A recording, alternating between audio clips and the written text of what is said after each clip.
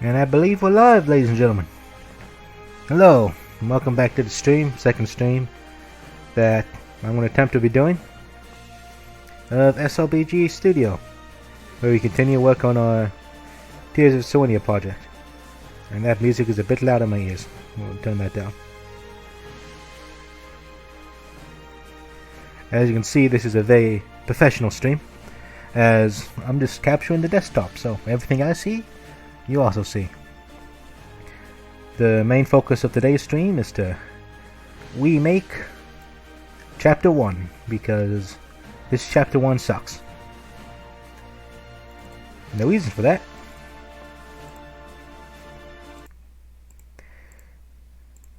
now it's because there's too much stuff going on for a tutorial level, but I think it's easier to do a quick test than explain about it. So let's get into it.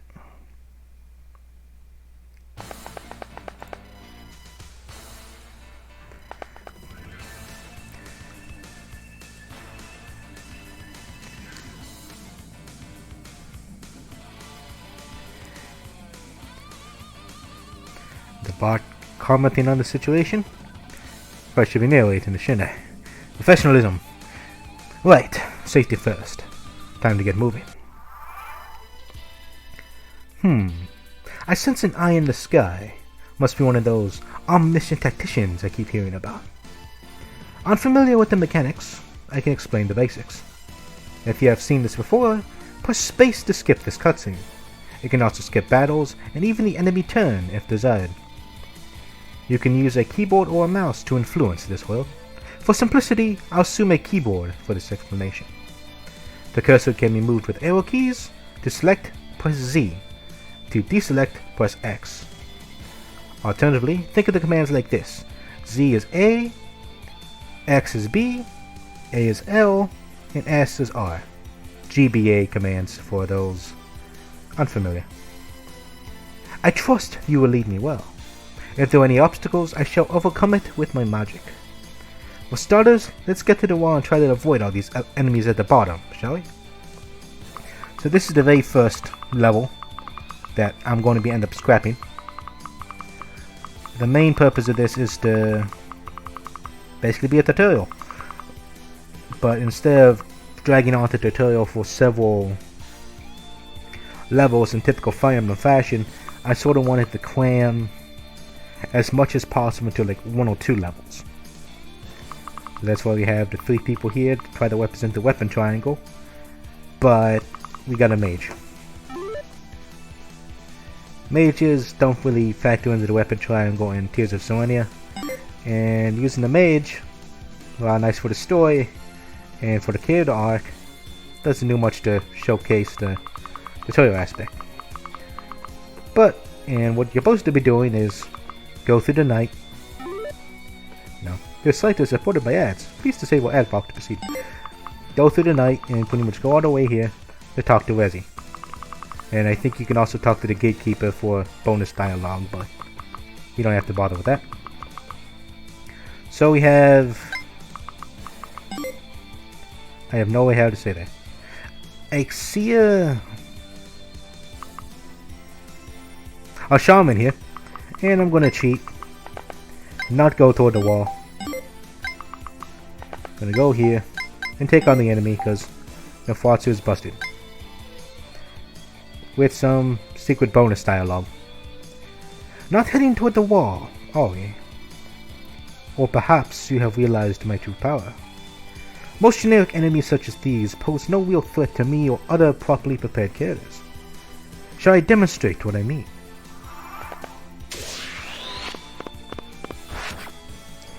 And then our resident shaman proceeds to destroy everybody. And the main reason for this is Nofuatsu, and at least in its current implementation of Tears of Serenia, absorbs 4 damage instead of half. So if you do 14 damage, you're healing for 14. And this is our second character who joins in, Kevin Sky, who starts off as an NPC in this prior scenario. Hail! Is this the Great Flame Wall? I heard they were looking for able fighters. And then we have Resi, who's be our jigging character? I'm afraid not. This is the introduction border. The Great Flame Wall is on the northern side of Serenia. Are you new to Serenia by chance? No, I know my way around. I simply wanted to see the newcomers is all. So he says. And this is a bug I found in the original map. For some reason the music cuts off. I don't know why, because I think it worked in all the other tests I did, but it just cuts off and doesn't repeat. So, welcome to awkward silence. Wait, is that man being attacked? We must ride to his aid. Forward! Unit moves forward, based off of event. Then of course Wezzy says, hold on, the ballista can't protect you if you go out of their range. But they'll be fine. And then Kevin Sky gets an actual move on the proper NPC turn and continues to attack the ad bot. Then from here forward, it's just a simple fact of cleaning up house. Nothing really major. Continue through the enemy phase. The ad bot attempt to poke Kevin Sky. Kevin Sky gets hit.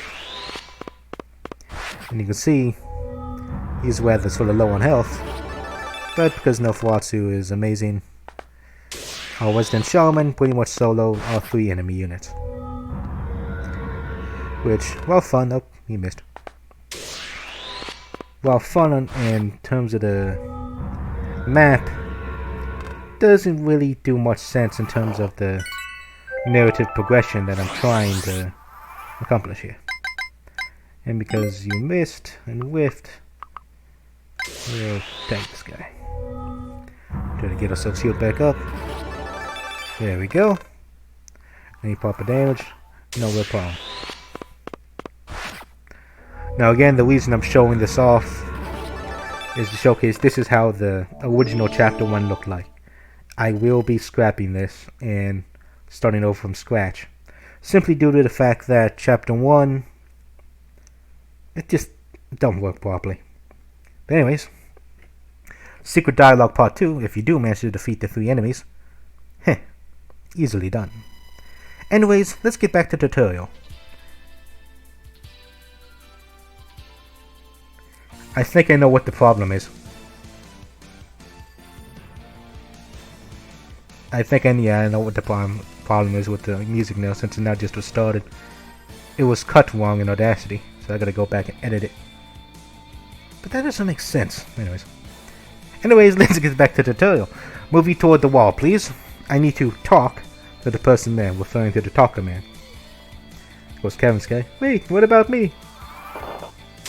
And he's gonna continue his attack on the ad bot, but of course, Knights have insane defense. And action. And we'll just use no Fuatsu because we can. And it whiffs. RNG, ladies and gentlemen. This is what happens. And the skill there is called Second Wind, which is essentially a modified Gale Force, but it's an RNG element instead of what's supposed to be on. The original was supposed to be you attack an enemy, you can move again. However, SRPG Studio doesn't work that way, and we have to talk to Kevin Sky to recruit him. So, hello, what brings you out here? I am here to rescue you, mage. Leave these ruffians to me. Or we can head towards the wall and let the ballistas take care of them, which they would do a good job at. Hide under the safety of covering fire? Ridiculous. What warriors gain experience by fleeing? We must fight them head-on, without the need of allied aid. An interesting proposition. Care to join me and the Sky Tactician that decided to follow me? You have a Sky Strategist on your side? I would be honored to join you. Lead me well, Sky Strategist. And of course, this is how you recruit Kevin Sky. There is an alternative dialogue where if the NPC manages to get to you, as in like what adjacent, the Kevin Sky will sort of initiate a talk command with the player. But alas, that don't work too well because he's not commanded or directed AI-wise to stop next to the player. It mostly works well if you attack the bot, and his movement will naturally end up being next to a Western Shaman here. But that's part 1 of the map. Part 2 of the map begins when you talk to Resi. Glad to see you all well. I can see the battles from here. There was nothing. I forget myself. My name is... I can't pronounce that. I refuse to pronounce that because I'm going to butcher it. I am a shaman and would like to enter Serenia. It has been some time since my last visit. I am Kevin Sky, Cavalier Extraordinaire, ready to protect innocent anywhere, anytime. Tone it down, man. It's just an introduction. Oh, sorry. Anyways, my name is Resi. I am a sage and resident greeter of Serenia. Okay, I just like to see who comes in and make them feel welcome from time to time. Nice to meet you, Resi. Apologies for my behavior earlier. I do sometimes get carried away. A pleasure to meet you as well. Now, shall we get on with it? I'd rather not face any more interruptions. And of course, it gets interrupted. Bots incoming, prepare for the assault. And a bunch of bots show up. Like 6 enemies. And it used to be more than that, but I'll cover that later. What is this? Why are there so many? That is indeed one too many. I would love to fight out there, but... Well, before you guys enter Serenia, mind helping us out here a bit? It would be disruptive to new users if they are bombarded by all these bots. Naturally, I'll end my assistance as well. I simply wanted some peace and quiet while learning the newest developments of Fire Emblem. We defending then? Then we shall be defenders of the land. None shall pass. Well, I guess this is happening. Guide us well out there, tactician. And this will proceed to phase 2 of the map, where you pretty much have to walk all the way back to the starting area, wipe out the enemies, and the main goal is to kill the leader, who was down here. And also in the original draft, all these enemies showed up. The group down here, they did not appear at map start. They appeared as reinforcements. This little walkway here through the canyon was originally all mountains, which I need to change the name for. And I opened it up to make an alternative passage. But the problem with this map is too much walking. You're walking from one end of the map to the other. You should just go in one direction, and that's it, and stay there. Secondly, this doesn't do much to showcase the tutorial level, namely the weapon triangle.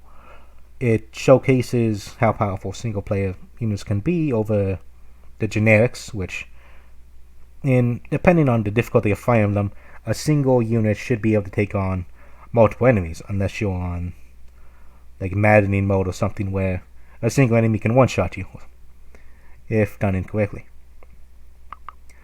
But yes, this is where you get our Resident Sage, Eclipse character, which I believe is... shoot. The name escapes me right now. Kinsey? Would be here as well, who's a female fighter. To be our ex-representative. But I didn't get around to adding that character in this draft. So let's close out of that. Put on some music. Did they take me? It's still my music spot. I want a Kirby 64. Anyways. Back to one of the things I do want to showcase. Mainly being the prototype chapter. And this is somewhat what I want to try to show off in the actual game. And I think the prototype chapter is fully well made. So I'll do a quick playthrough of the prototype chapter to showcase what exactly I want to show off. And I gotta turn off the music again. Because I'm a dum-dum. because we need the music for this.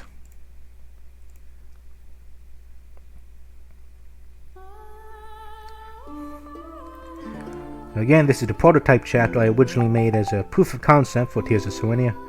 It is completely standalone, and there's nothing that really connects this with the main canon. So, there's Sire with his custom sprite work that is a mixture of Urk, Dussel, and Fado. Like Dussel's armor, Fado's face, and Urk's hair. Welcome to Tears of Serenia. The purpose of this prototype is to get a grasp of how SRPG Studio works, as well as testing out the game mechanics created for Tears of Serenia. As for balance, the prototype is currently outdated, as it does not properly factor in luck for the class growths. Despite this, the prototype plays just fine, and hopefully provides a sneak peek on how the Tears of Serenia could work.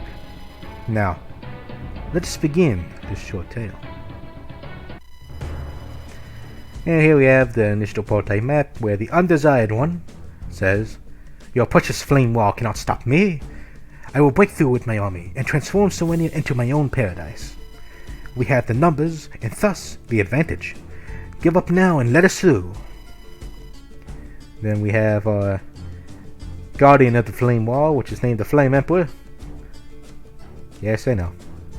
Another idiot who flings himself at the walls. "Bring out the newbie." Newbie walks out. "Finally, my chance to shine. What are my orders?" "Slow down. I know you're excited, but there are things to take care of first. There's another party coming." Let me at him, let me at him." "Very well. I'll offer my wisdom, but what happens here is up to you. Your actions are your own." And that's somewhat to reference that this tutorial, or prototype level, doesn't exactly hold the player's hand. It doesn't force you to make action by action. It just gives advice on what to do, and the player can follow it or not. And the Flame Emperor wonders about what happens. It talks to the player. And if you've seen this before, press space to skip dialogue chain, which we have seen in a different way in the original chapter 1. Control with the keyboard and mouse, how controls work, and the first objective is to clear out the village ahead of you. It has been overrun with spam bots, and it serves as a nice diversion to showcase the weapon triangle. We'll get to that later. For now, just move the newbie forward. So, very first thing the player gets to do, move their cursor around, push B. They can look in the different stats if they so desire. Check enemy ranges, but the first move, more than likely is simply to move the newbie forward and wait. And let me change config. No turn in, yes. And then the Flame Emperor says, "There are 3 enemy units in the village compared to your 1. Luckily, these generics have nothing on player characters. Even outnumbered, the newbie should be fine. However, each enemy carries a different weapon type. Like in a different SRPG, swords beat axes, axes beat lances, and lances beat swords. Swords tend to be accurate, but weak. Lances serve the baseline for all weapons, while axes are powerful, but have poor hit rates. In Tears of Serenia, lords can handle any of these 3 weapons, which is false. There is currently no lord character in Tears of Serenia, no playable lord character, and I believe they're currently sword locked. But for the sake of the prototype, the lord can wield any. And we have a tip on pressing X and what X does. And the player continues to move forward. Nothing real special here. And because I know how the tutorial works, I'm just going to charge the newbie in with an iron sword and wait across the bridge. And then to sort of set the mood, the enemy bots and spam get to spam at you. Cheap gold, variety gold, fast delivery. Buy it, MMO Golden Palace. No thank you. meant to represent all the classic gold sellers that sort of spam MMO games. And of course we have the classic, "Warning, your PC had been infected. Please virus scan now. Click me." One of those classic, whatchamacallits, pop-up ads that more likely a virus more than often not, because who falls for this stuff? Kill him, newbie. Although if you're not familiar on how internet works, it's quite easy for younger kids and stuff to fall for that stuff. But back to the matter at hand, the Flame Emperor remarks on why the ballista isn't providing covering fire. Newbie is tasked to crash the village without support because if the ballista worked, it would ruin the weapon triangle demonstration. Because if you check the range of our ballista friend here, ballista can shoot at all of them. But for sake of the tutorial and for the demonstration, the ballista does not fire at anybody. So let's continue clearing out the village of all the evil spam bots that spam at everybody and generally be a nuisance. Hey newbie, see that Myrmidon on the 4th tile? She's smart enough not to move and may be a hard opponent to take down. Remember what I just told you though, and she should fall without too much effort. Honest. Oh, and if you are hurt, use an item to heal yourself. It would be embarrassing to die inside of the wall like this. And then, to spell it out for you, use lances to overpower the Myrmidon sword.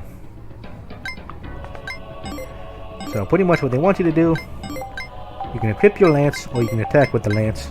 But more importantly, heal yourself. Because if you die in the tutorial, well, that's pretty sad. And of course we have this one. Like what you see? Don't hesitate.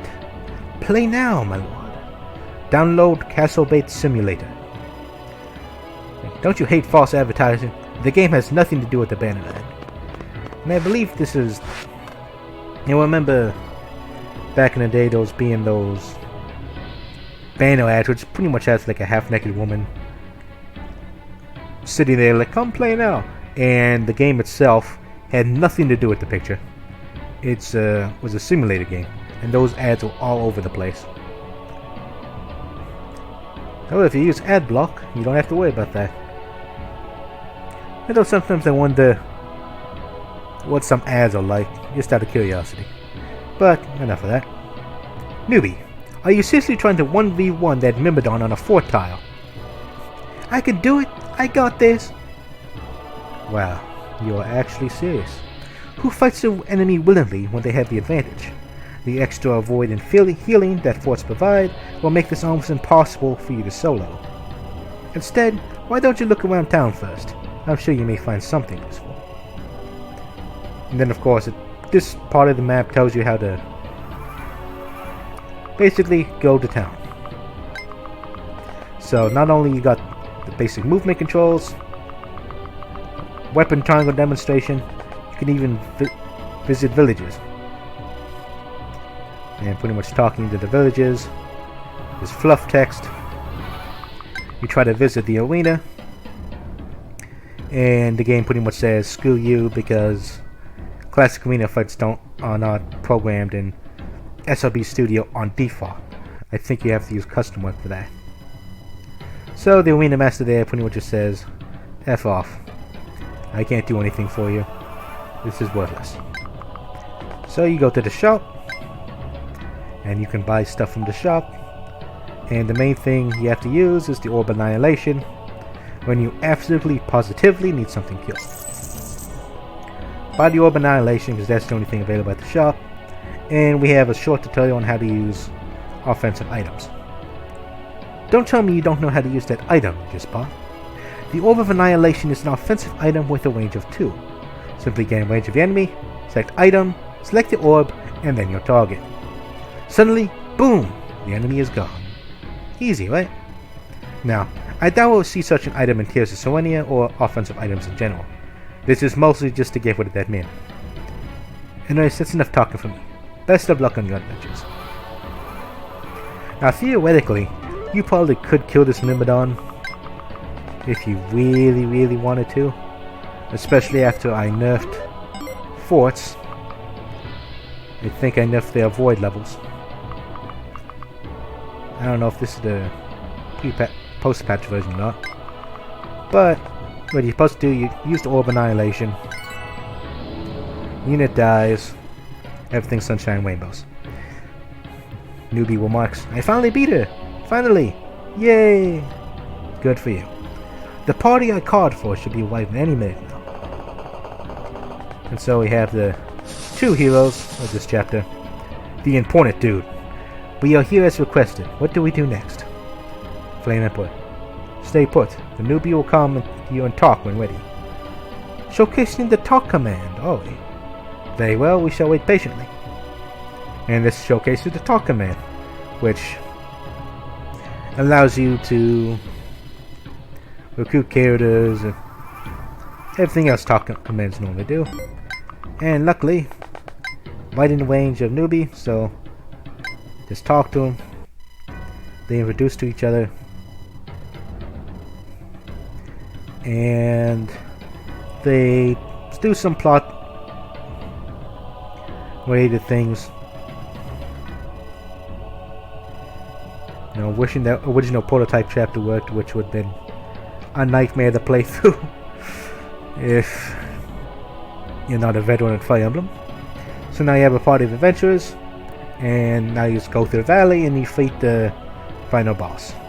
Spam bots may seem modest, but they are linked to one another. If you anger one, you'll likely anger the entire group.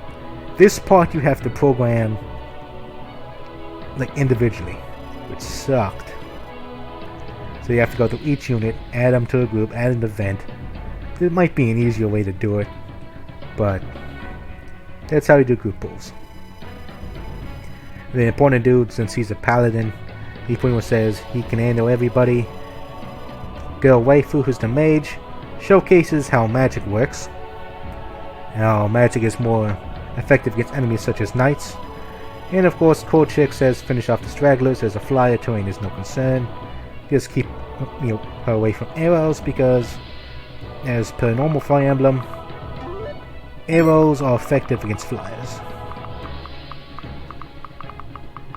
And from here you would proceed to the western map. You kill these, you break through this line. The cavaliers will come charge at you. And then after you're done with here, some movement, you move further forward. And then you have sort of the boss encounter where you fight the undesired one. It was a little bit difficult because he has the rapier, which is effective against a person paladin, but due to weapon triangle advantage and the paladin being a paladin, not too much of a problem. So that's basically how that worked, or would work at any state. So we shall exit out of that. And that is the prototype.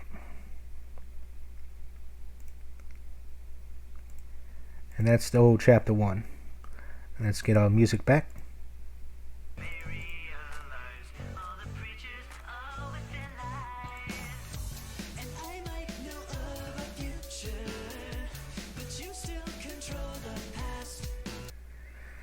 Right.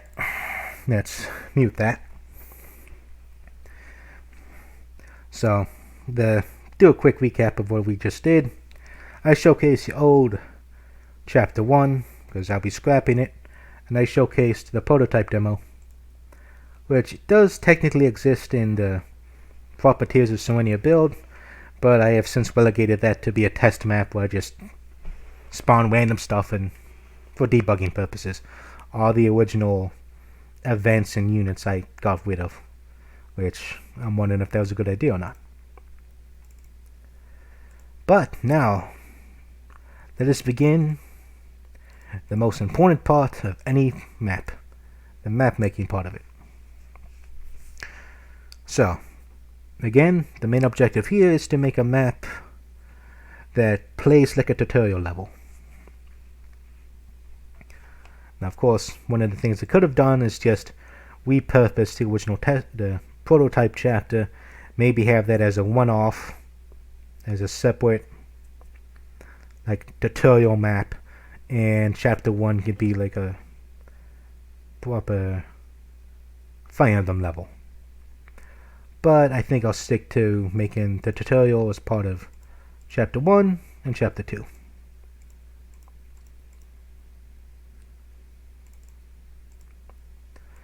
And to do that, we have to consider the basic outline of our map.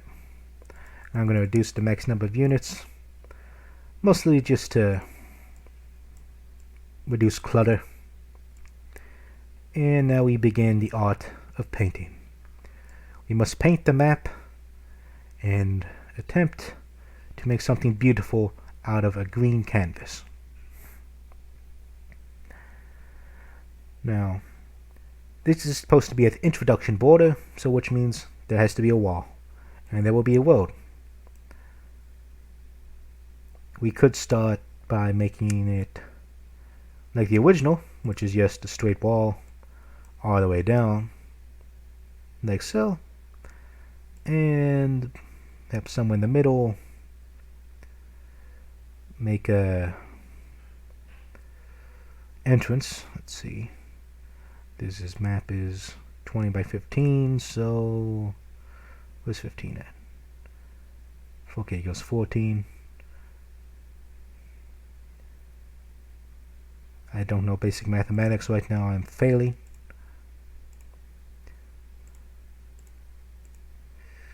So we'll just do simple markers here. I have indeed failed. And we've got a one tile opening. Let's make that a wee bit wider because this is the introduction border. It should be where the opening to newcomers, because this is the introduction. This is where all the new people come in and want to join in the wonderful world of Serenes Forest.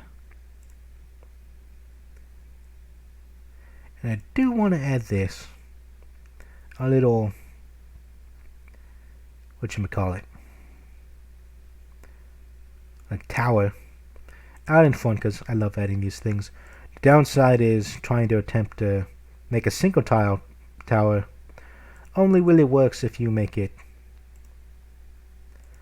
on the top or bottom, because you really need to be having them linked together with the proper tiles. Like so. Attempting to cheat can work some of the time, but I find it only really sells the illusion if you do it on the northern end or the southern end. Otherwise, it just doesn't look right. Which is one of the reasons why I have these single towers always have an entrance on the bottom with the two maps I previously made. But I really want that tower there. You know what? Let's do it proper. We'll make a proper tower. Be a slightly larger tower, but that's okay. Nothing to worry about there. It's just a tower. And do we want to close it? I sort of do, because the main purpose of this is to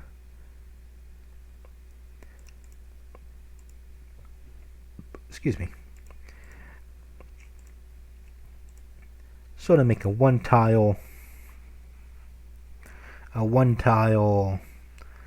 tower thingy. And I think something's wrong with there. Did I accidentally do something there? I'm not sure, because with these stair tiles, it does have some transparency, so you can do some fun things with it to hide things underneath the tile. And I do that on occasion, depending on what I'm working on. But it can make things look wrong. And hopefully we just fix that. So here's our grand entrance to Serenia. And this is another problem I always run into when making maps, is the perspective.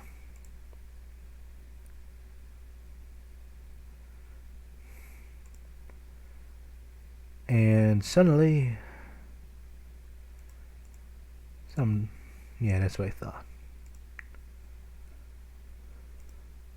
Like, I don't think it's going to work, because, again, perspective.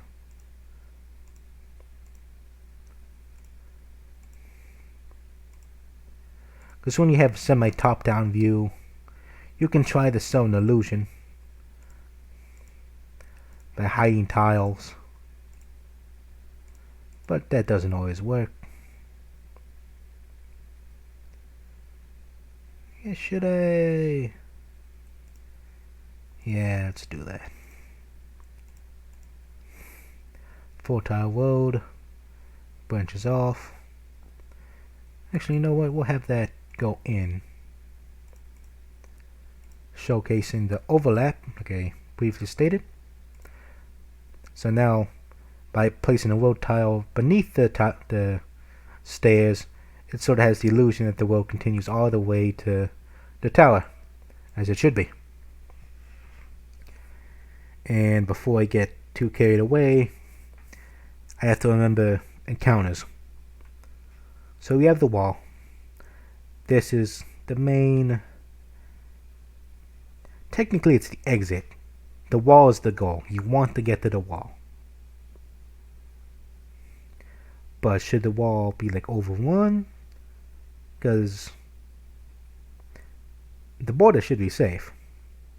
It's outside the border that has problems. Or do I want to change it up to make the parties traveling along the road, and they'll be set by basically bandits, which then we go on to the tutorial level, or mini village. A mini village. Whereas I cannot speak today. I'm not sure. Let's throw down some village tiles. Well, by village tiles I mean like single tile houses. So let's see. A house, an arena, and a shop. I believe that's how we did it back in the tutorial or prototype chapter. Yep, house with a fort in the middle. Do we want to do that again? Yeah, I mean, it's a nice design. I like the design of it. I mean, if it works, you might as well copy and paste it to another map.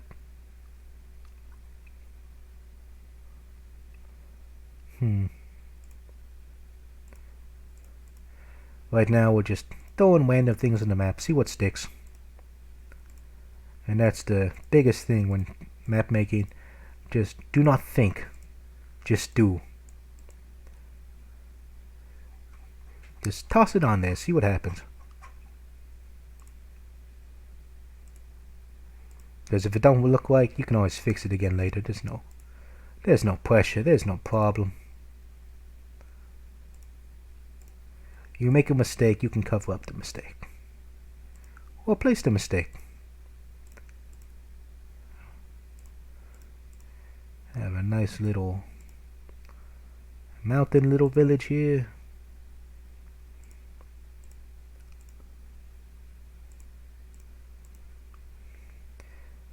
And I'm going to shift the map because SRPG Studio doesn't allow for selecting tiles, copy and pasting. The best thing you can do is shift the entire map. We do the begin the map information, we go down to shift map, want to go right, move it by 1, hit OK. Congratulations, our wall is gone, but we have more space on the left side of the map now. And we also want to shift it down by 1, I believe.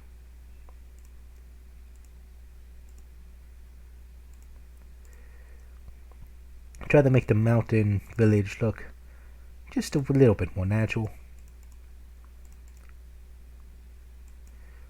And it helps cover up some other stuff. Like so. So I have a little mountain village. And this could probably be an introductory village. The village is overrun. Basically just recreating the prototype chapter, but in a different setting. That's okay.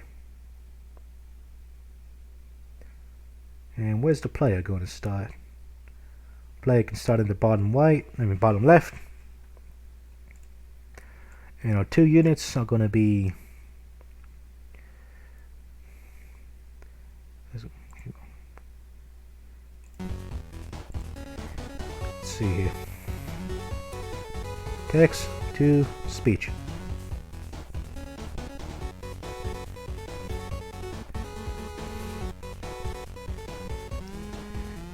Speak to me. Acacia. Okay. Acacia. Acacia. Acacia. Acacia. Okay, that's what it's known by now. Acacia and probably Kevin Sky will be on the outer team, and Eclipse and no, it's not Eclipse. It's Kinsey, and with Wezzy being at the wall, because with Kevin Sky present, Kevin Sky has lances and swords. We can demonstrate the weapon triangle a bit that way. With a physical weapon user, we can showcase how shamans are effective against knights. So if I have like a knight blocking a pass, yeah, that's good. A knight blocking a pass.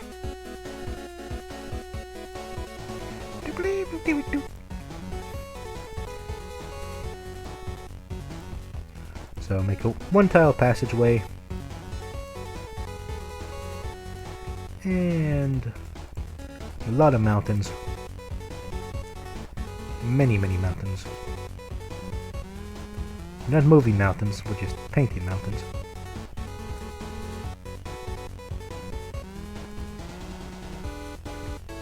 And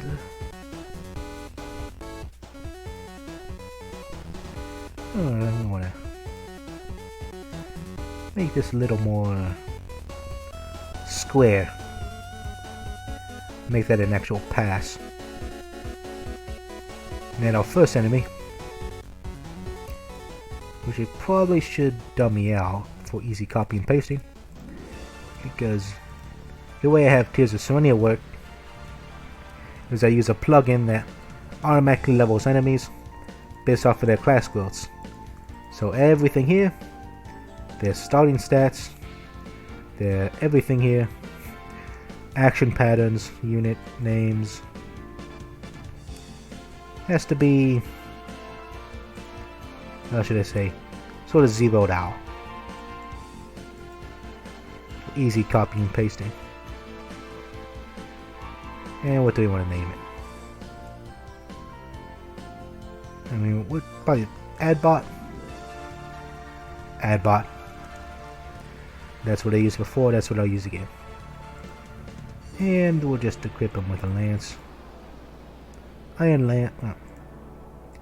Bronze lance. Well, be nice. And the player will start in the bottom left.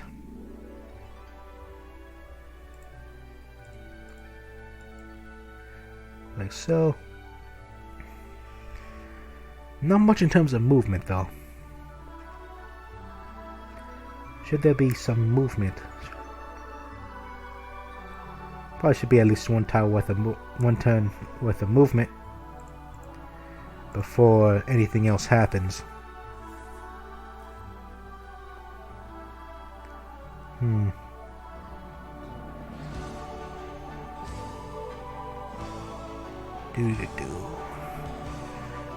We have to move that up a bit because Cavaliers have a movement of 7. Is it 7? Lucky number 7. Do we have 7? The movement is indeed 7, ladies and gentlemen. So, account for that. Gotta count. 1, 2, 3, 4, 5, 6, 7. Move up a wee bit more. And now we have our new and improved bottleneck. Debatable if it's improved. I mean, it's just some cliff tiles. They're not that special.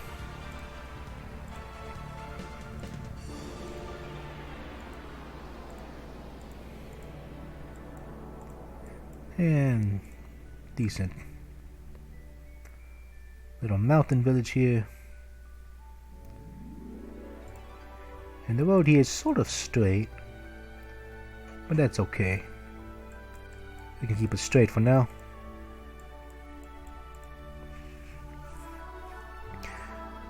So we have some movement that leads directly into the first town. Does pigeonhole the player a little bit, but I think that's alright. Actually, you know what?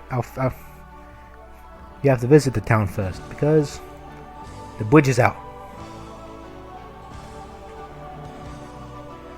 And we'll use some river tiles. I probably should finish the mountain range first, shouldn't I? So let us do just that. Finish our little mountain range. And you know what? We can... So separates. They don't have to be all the same.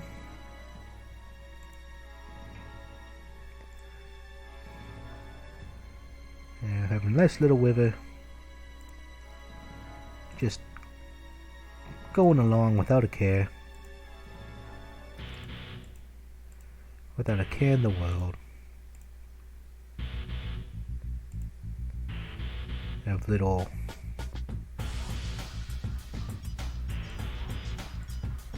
if I move that a little more.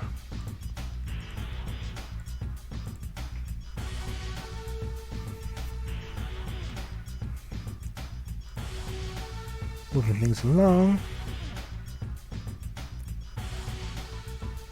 like so.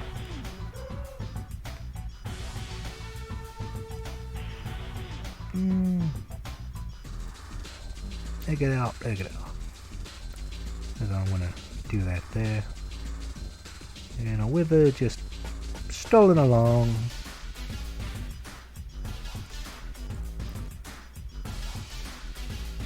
And I'll just do something like that. We have entered the village.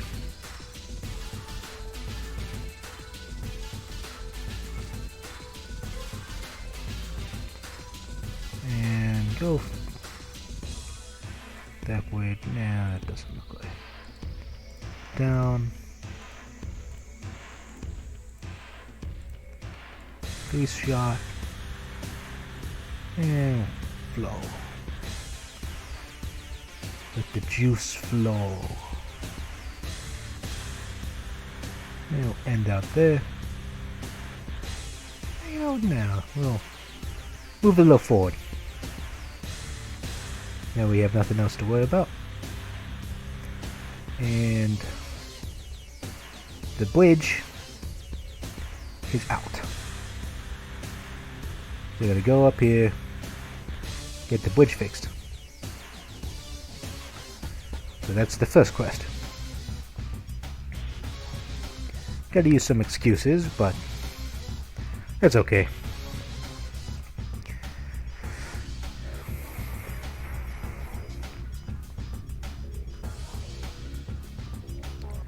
So I have the player learn how to move.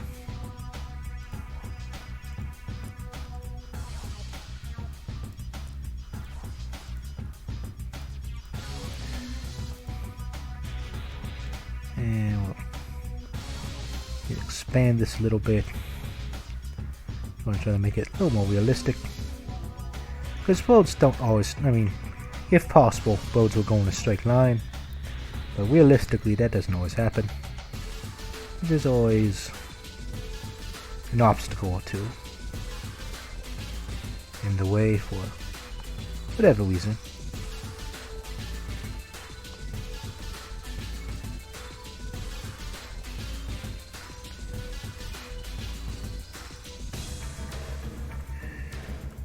Trees,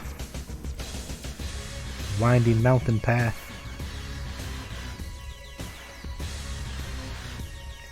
That's okay.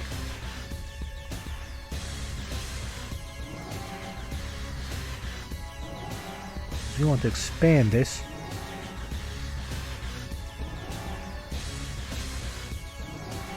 with our forests.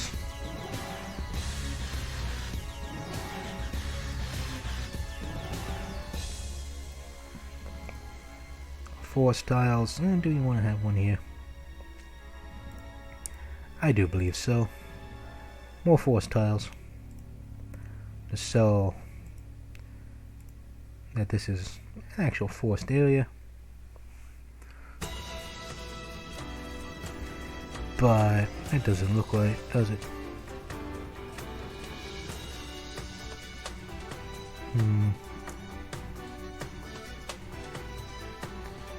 One, two, three, 4, 5, 6, 7.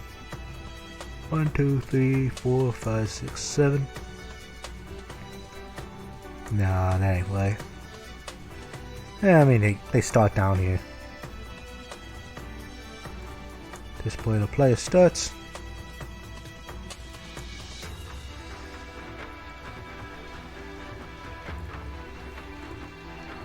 And some mountains.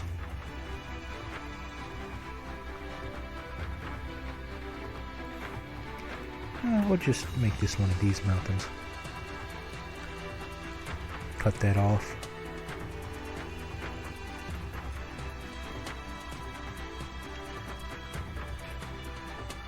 Honestly, if we're doing this, I might as well make it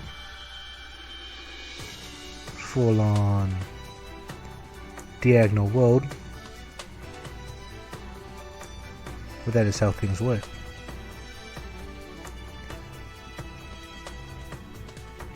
And these will be our two places for 2 player characters, where they will appear. We have our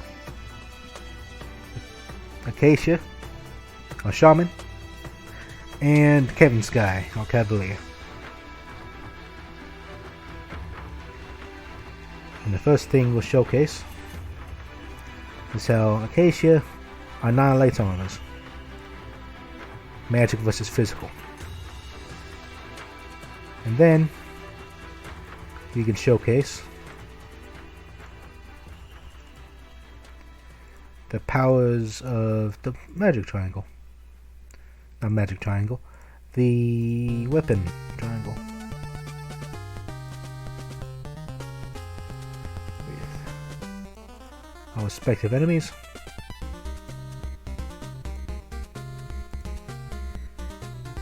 This one sounds familiar.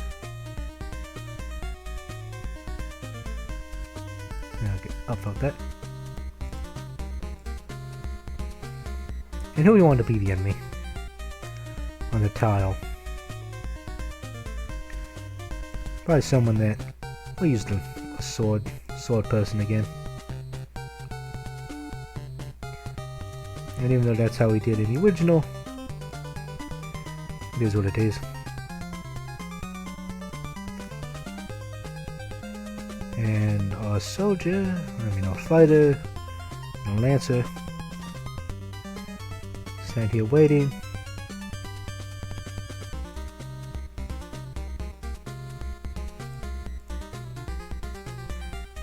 And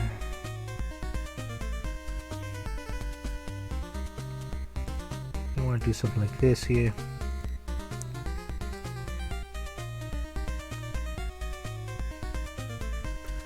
I mean, this does make it.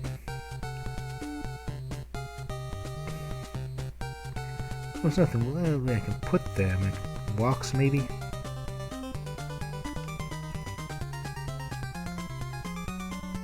I guess I can try to put some walks there. Not the most elegant solution, but it will do for now. And of course, every time there's a thing, you must have more trees. Always more trees.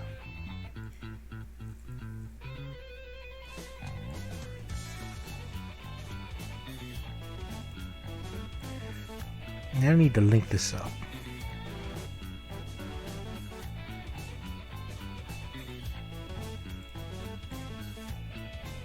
But that don't look right.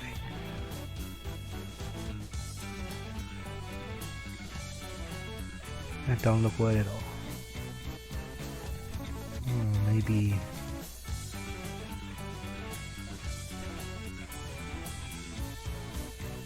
looks a little bit better, but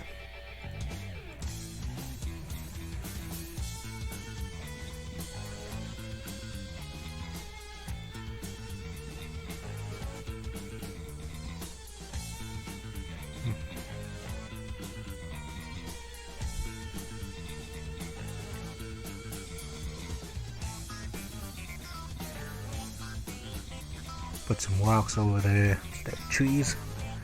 Try to get more green.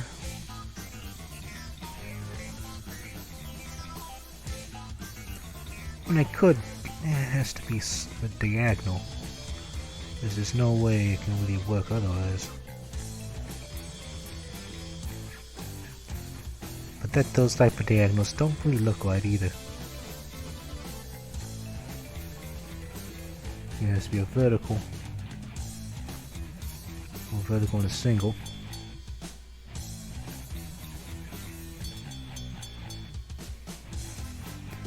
But again, that just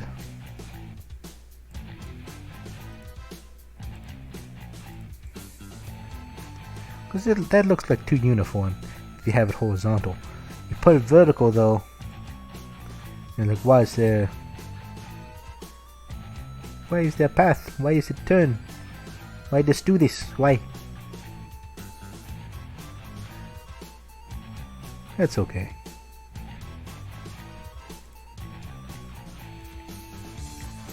You have a diagonal line. Yeah, have a nice little open field here. Let's have some flat space to walk around in.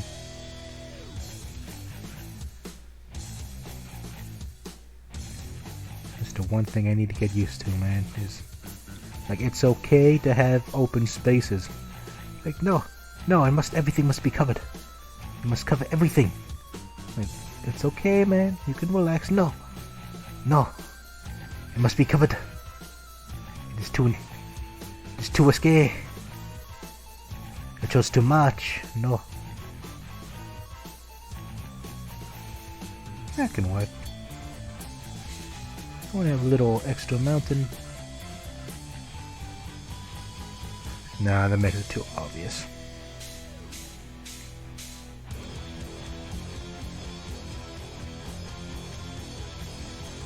You want to try to connect these, perhaps?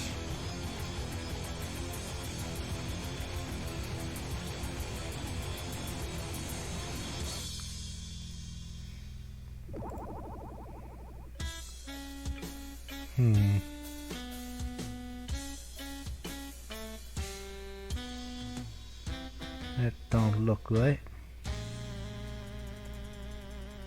What if we put...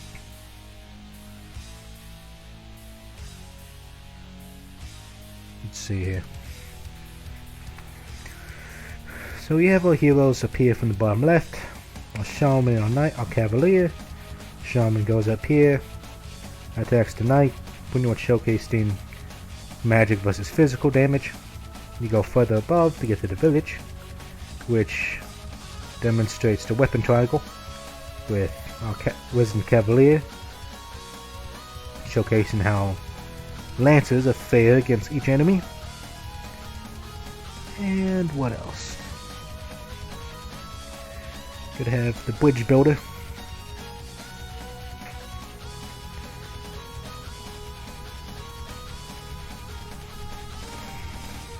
The bridge builder. We're gonna have a third house. You know, what if the bridge builder had a nice little core house? The water features. That might be cool, yeah? That'd be cool, right guys? Guys? Guys? I really don't know how that would work. In terms of water flow. And we have an island.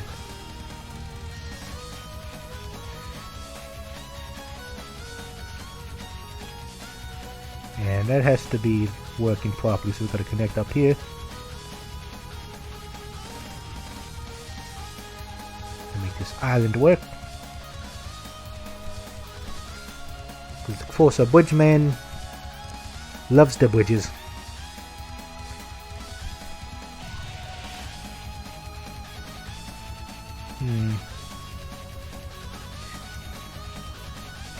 I'll put it there. I mean, you could have the nice whole curved thing going on, but I'm not going to do that.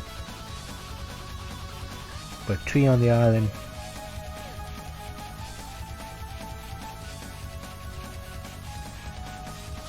Be by nature or mountains?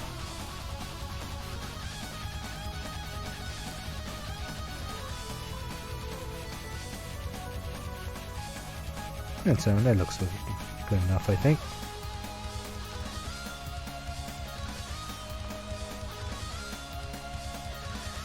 And we'll continue our merry way. Open this up. So now we have a nice little village. So you move up.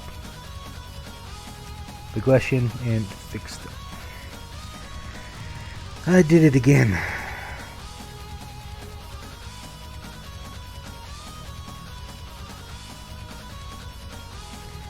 But I think I can salvage it.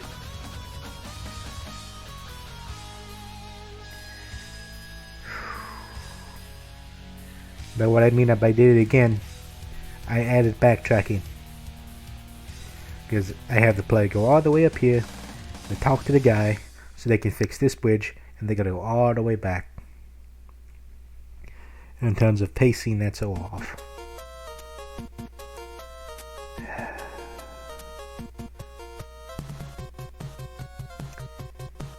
But what I mean by I can salvage it, is another bridge. Like so. We had the bridge here. So, player goes up to clear the town, they talk to the bridge builder. He says, hey, thanks for saving the village. I couldn't do anything with those people there. Those jerks. I need to work in peace, man. So, you clear out the bandits, or spam bots in this case, and the man can work in peace. No problems whatsoever.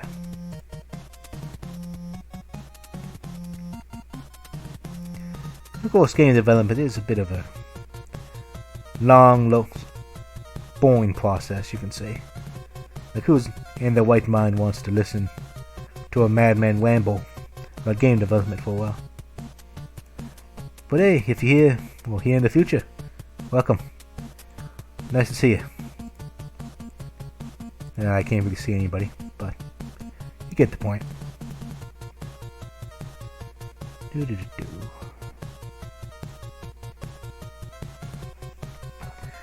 So we go all the way up. Talk to the bridge builder. We probably want to have a boss there. Would be like a cool boss. And these are not ad bots, these are spam. Oh, one spam bot. Spam bot, sure. Make it. Excuse me. Add some little more variety. And two, we want the sort of the boss.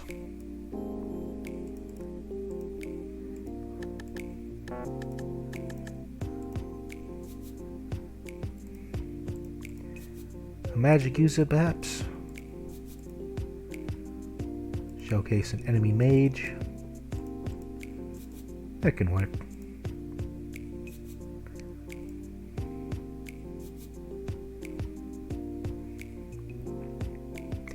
So we have physical versus magical against the knight. You have the weapon triangle with these guys. And we want to change the AI on these to approach and range.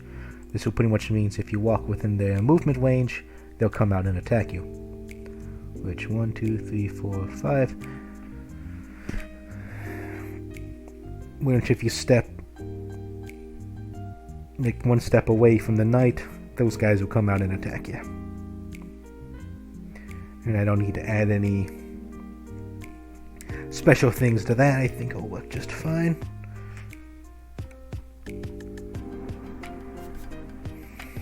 And we'll have the mage. I mean, if I wanted to make more of a boss, I can hide her in the forest. You know, like, you have to kill the mage in order to talk to me. But that's okay. I can just add another knight there. But that's sort of I don't want to do that. So physical, magical, weapon triangle, enemy mage to showcase what's going on. And now up here, have a side passage open. And we're going to save because you can never save enough.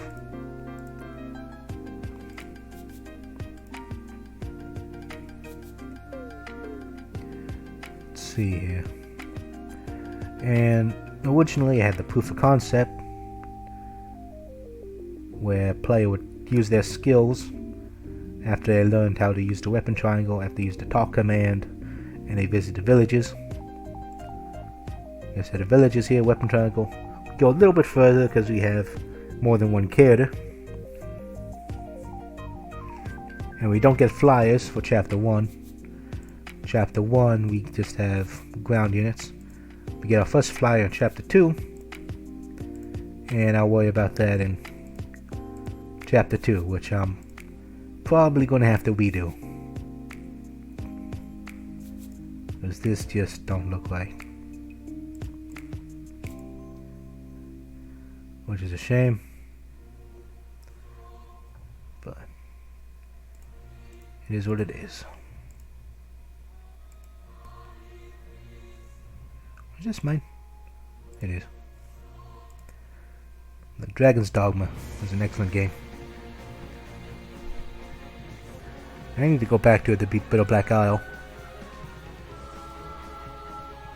Because Bitter Black Isle is like the post-game dungeon place. Where the cool people go.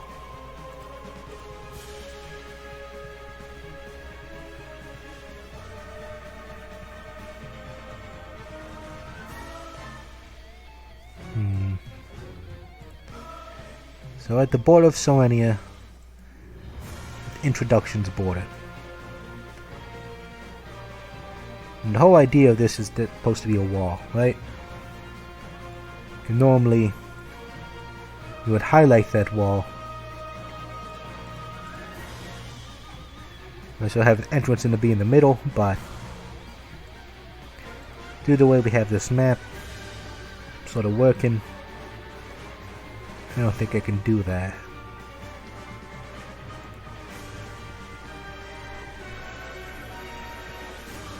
And I can have like a sort of wavy flow to the map. Like players start bottom left, progress to top right, left to right, going up and down as necessary.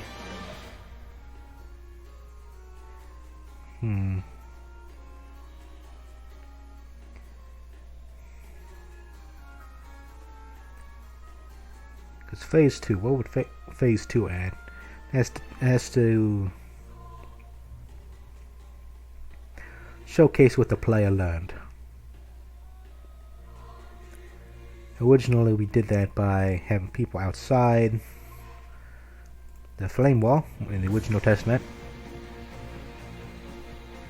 I'm not sure how we can add that. The trial by fire. Or you can make it like another valley canyon area, perhaps. Add a valley here, which just means spamming mountains. And set up enemy units throughout where the but they don't get the whatchamacallit. Stuck to 2 characters. Because at the moment you don't get Eclipse. I'm gonna keep calling that character Eclipse.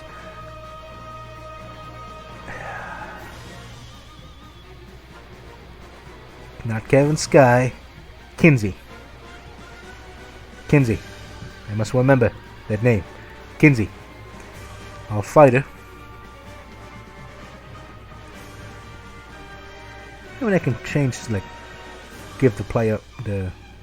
I can give Wezzy Warp. Or just make some excuse that Wezzy warps Kinsey over there to help out.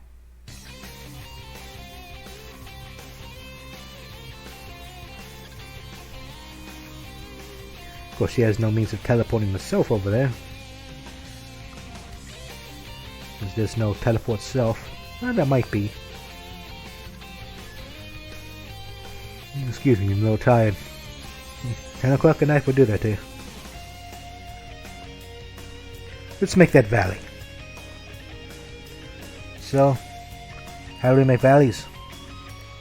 Mountains. And we'll just add mountains where it seems right.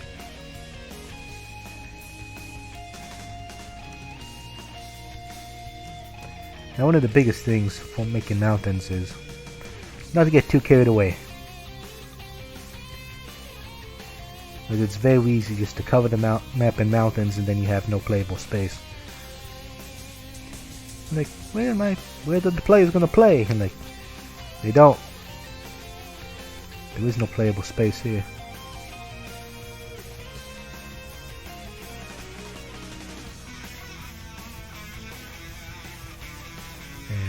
Okay. Still need to figure out where the wall is.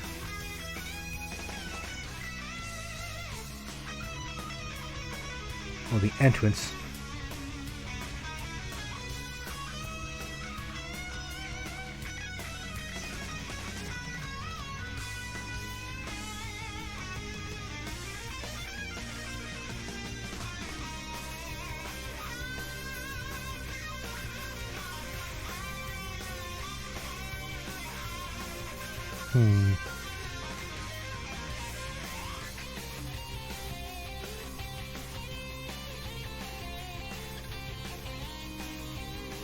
Maybe this can be through the Serenia border. I mean, it's not exactly what I want. Of course, if I add the ballista there, I just want to keep throwing ballistas everywhere. Like, you know what this map needs? A ballista. Like, no, stop putting ballistas everywhere. I know they're cool, but just no, stop. I'm still gonna add one anyway.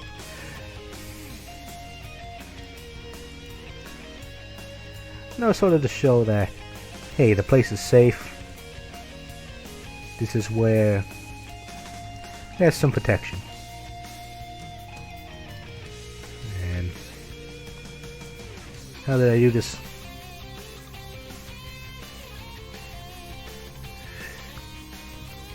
Named a Macaque.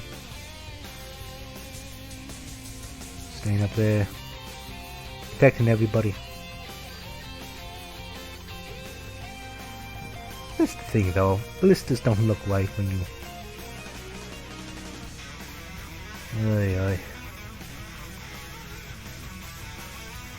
Yeah, I gotta make everything look right, cause if it don't look right, it looks like crap.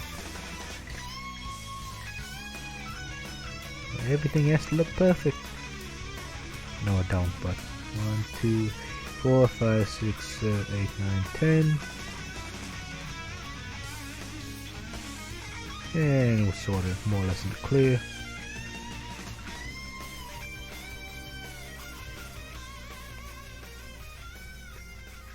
And perhaps you have like a bunch of enemies come out from the bottom at the end of the map, perhaps.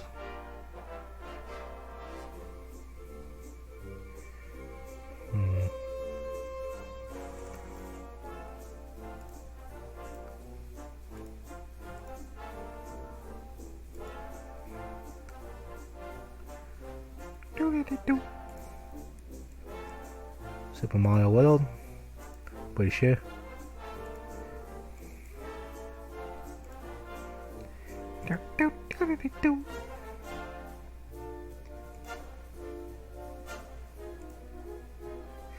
But Serenia is supposed to be like a forested area.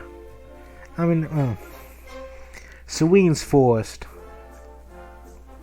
is the main, probably like the capital or the sacred temple area where everybody goes. Serenia is the place, even though technically the form is named Serenes Forest and yada yada.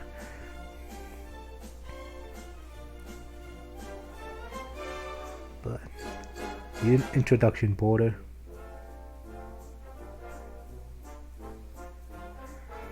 Man, it still bothers me. It's like it doesn't look right. Like it doesn't look right, man. I just want that long wall.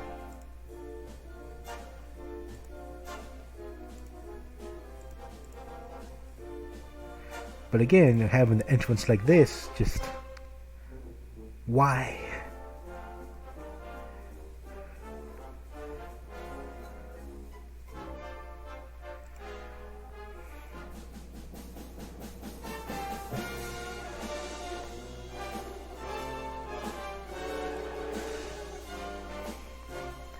And I can go full on, but I don't want to put the blister in the middle of the map.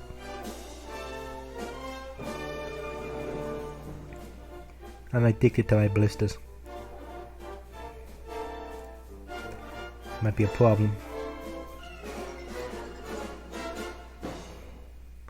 Okay, no, that blister has to say where it's at. It has to be in a corner.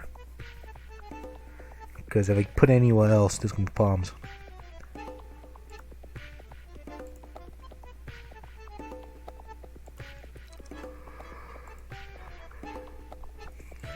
That's the thing, the border should be like wide open. Because it's the introductions place, it's where everybody goes. You know, it's supposed to be like a major travel hub. All the new people go.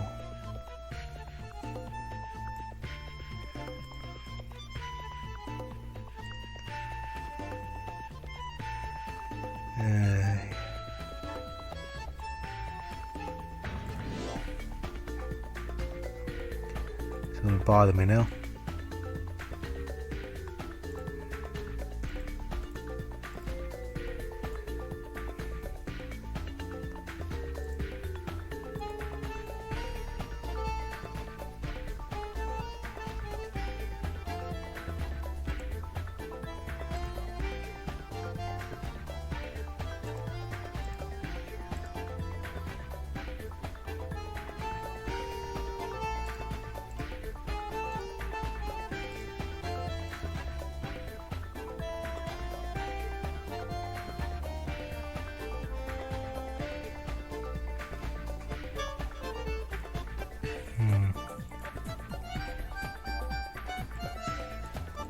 I'm gonna have to make the border right there.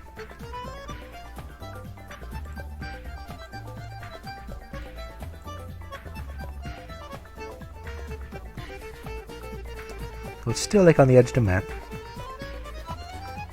Still like in the middle, giving it focus.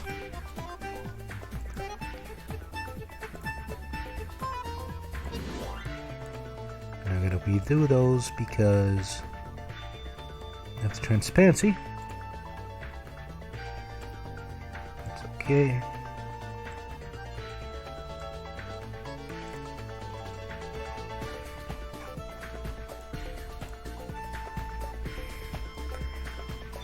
Now that blister looks out of place. I could just put it on the ground, or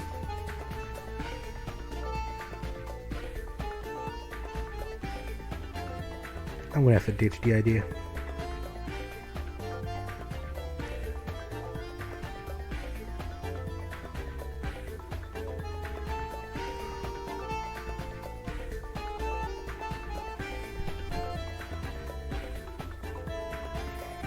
And if I try to pull off that thing I want to do here,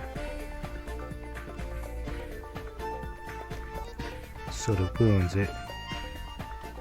Just like open plains perhaps, like hey, they meet up in the open plains.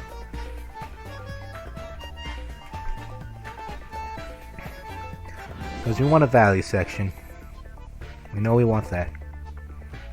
This is where the player learns everything. Like, here's how you test what you learned. Type deal.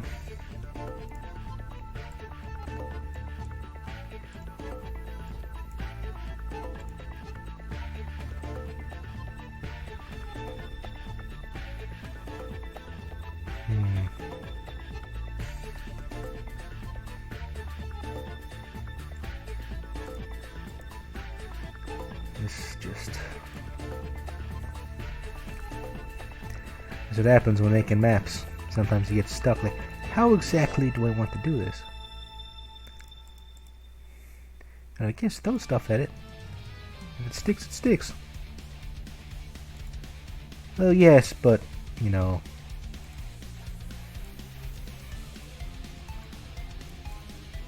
And we'll just make one of these.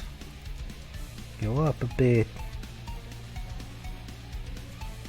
Close out. Close in. Close these. And that has some clipping there. Fix.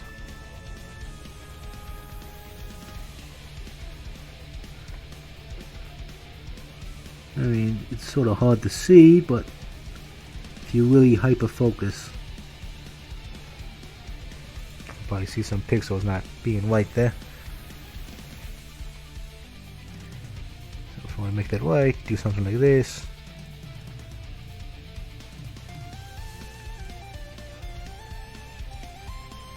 Make the valley a little larger.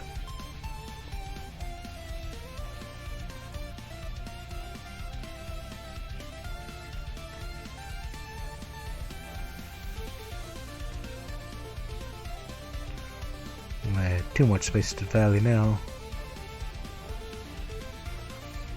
Ditch the ballista. Ballista causes too many problems.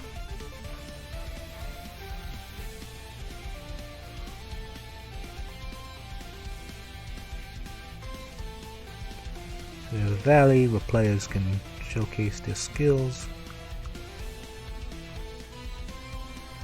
Feels like more like a small open area.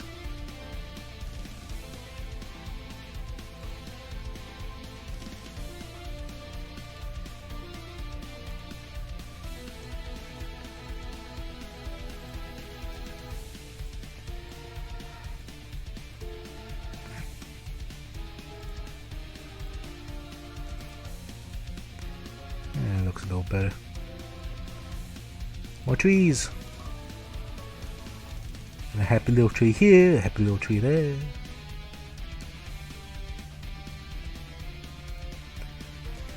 And I don't want to put another 3.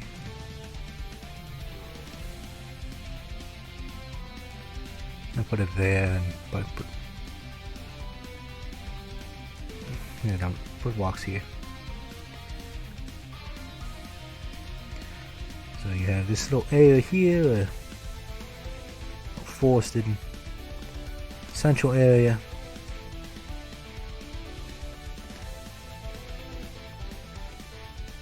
And I want to cap it off. I want to cap it off. I'm gonna put a tree. So the single bottlenecks. I tried to avoid bottlenecks. Bottlenecks, they kill tactical diversity. But in like tutorial areas, they're useful because they sort of block off progress. You want an open tutorial without it. I don't know. It depends on how you do things, I guess. But if, like, everyone doesn't want to make a tutorial. Like, I don't want to do tutorials. Tutorials are boring. Well, yeah, but someone gotta teach people, man. Like, how are they gonna know how to play if you do not enlighten them?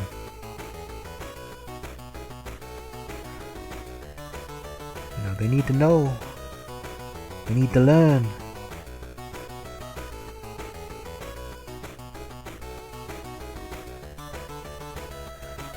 If they do not learn, how will they know proper conduct?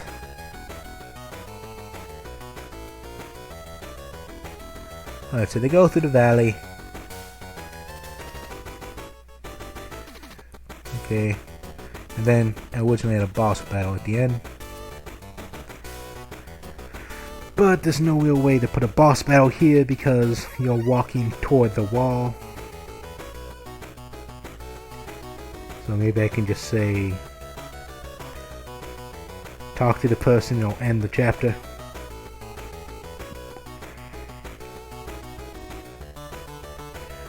Especially means the dead zone.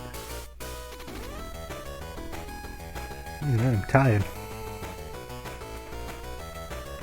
The dead zone up here, where like nothing happens. I mean, sometimes dead zones are okay, but they bother me. As we go up here, go down here, end here, end objective. And want to play a player as ally. UV Wezzy.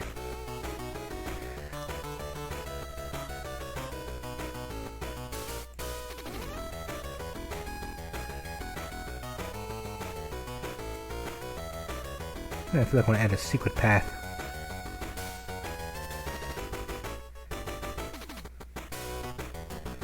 Yeah, I gotta do it. I see it, I gotta do it now. Like, but you shouldn't do that. I don't care. I see it, I want it. And I want it now. I see something cool. Well, cool's up to debate, but I want it to look awesome. So we have a little pathway here.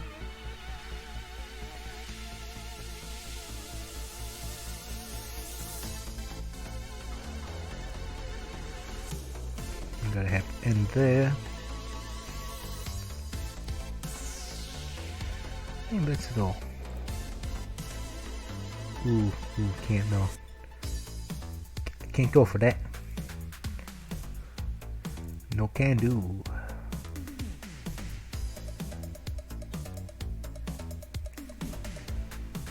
Okay, so we have a little secret, quote unquote, secret path here.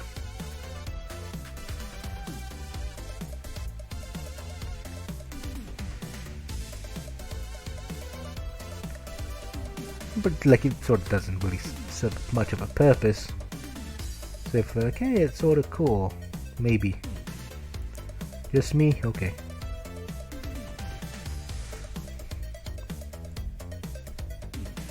But I thought it might be... No? Nobody? Okay. Don't pay attention to me then.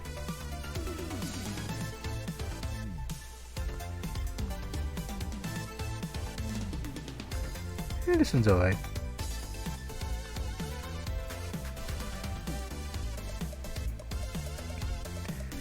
Let's see here. Look, why is there this secret path there? Like, it's not like we have anybody that can cross river tiles. I mean, technically, well, what couldn't cross river tiles?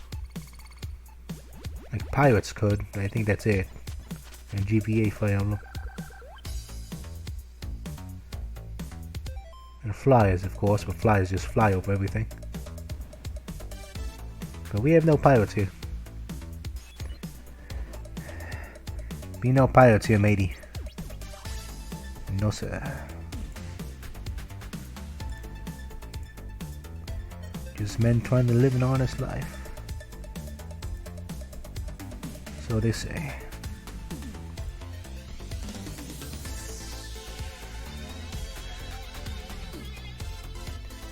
But do you believe them? That's the biggest question.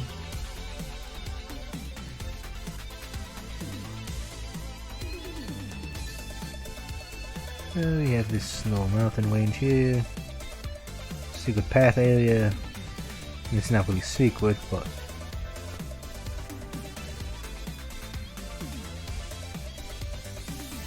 sort of looks nice-ish.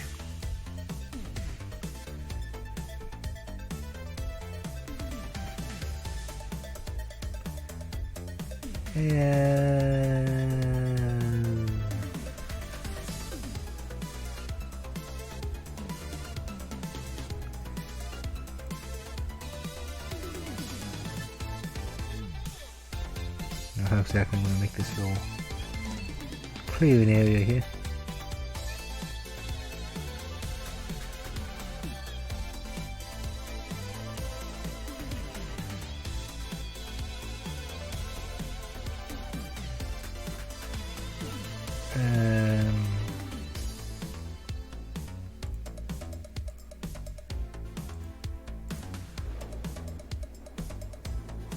I could just end it there, but it's sort of lame.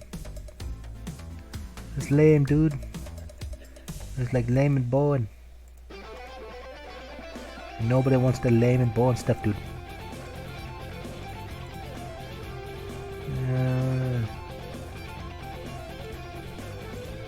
Shit. Okay. Throw some trees, made a little opening.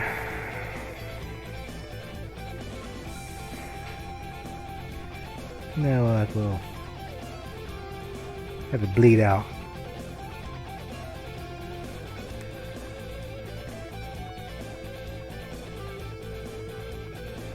And we'll do something like that there. And just decoration. That for there, just making stuff look good.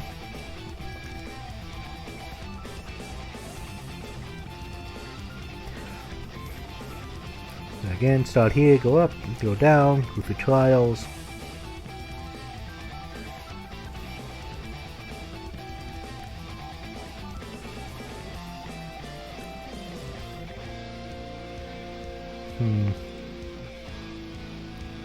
I just have a fort out here.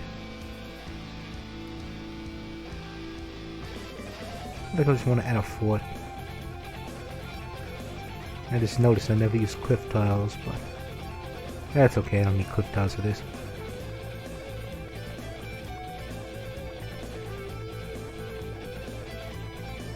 Let's see here, let's add a fort. Let's see how I can pull this off. I am a fort. And then we gotta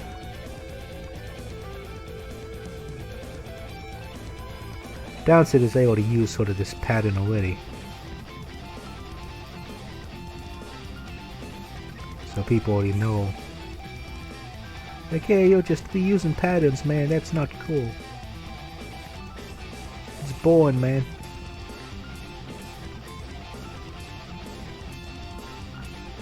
Like, it needs to move down again. And then it cuts into this. And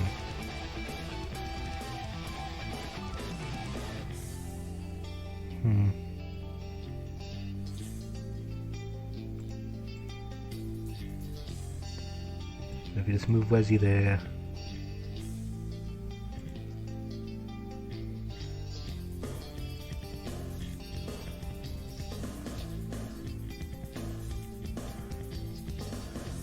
I like the greeting checkpoint area. Though it makes more sense if it was like here or something, but... And I'm gonna have to change it again.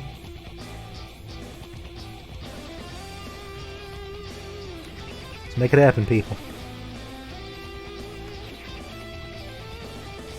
Gonna make everything look just right.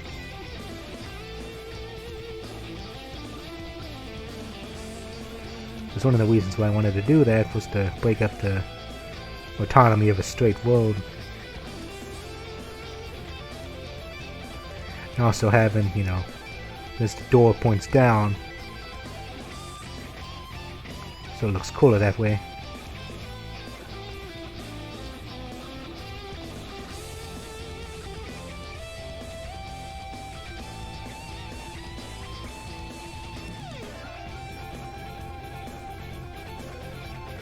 Let's make this road a little more wavy.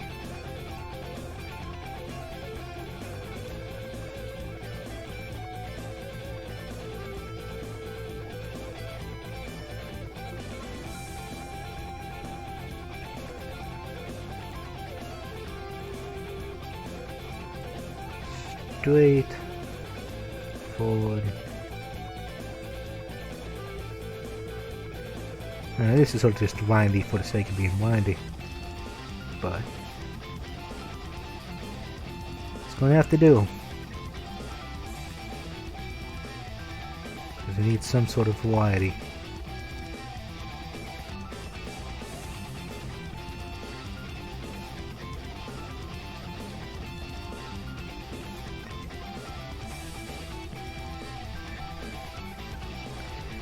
Even though it goes against everything, like, gotta keep it open, keep it green. Like, no, like, it's okay. Green spaces are okay.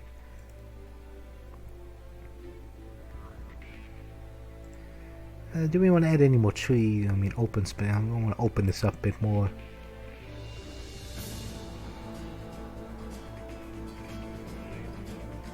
Yeah, 2 line down.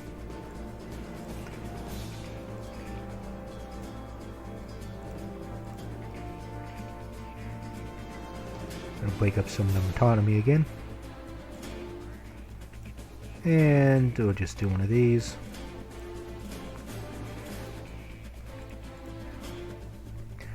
Decoration. And a little flower. Oh, that flower there. Again, flower there. And no, that don't look right. Yeah, the flower, so that has to be like the focal point. That can work. But I still want the tree there. Add the tree. Put back the tree. Put back the trees, guys. What else do we need to see as we continue on merry way? Again, there's no real boss encounter area here.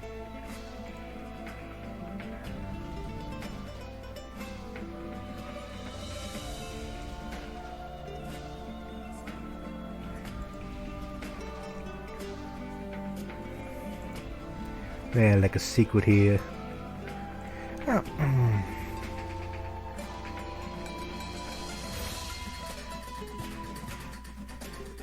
Because as it is right now, you have 2 characters until you get here, halfway. The halfway point. At the halfway point, you basically have to understand the basic mechanics, and you're supposed to go on to the main, like, test your knowledge type deal. That's how you get more characters. How do you get more characters, dude? Because we have Wezzy over there, and she's sort of the map objective. Go talk to character and the map.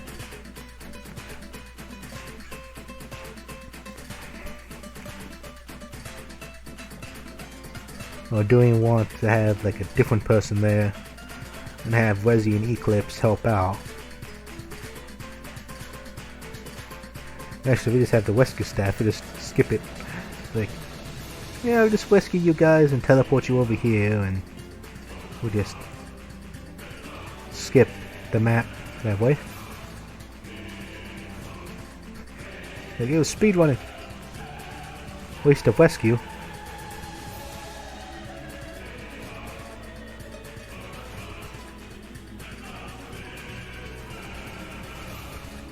There's nowhere to do a talk command.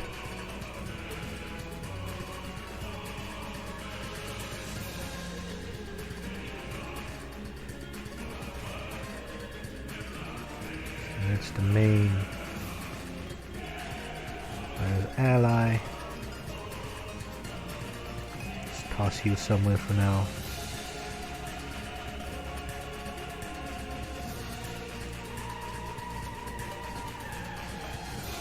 In terms of enemy composition, probably should be a bunch of swordies. At least swordies up here.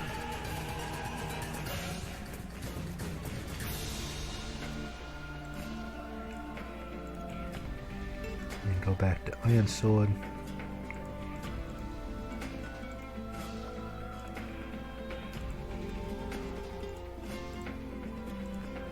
Two swordies. And approach when in range. And that should pretty much trigger everybody here to charge. Maybe add some archers.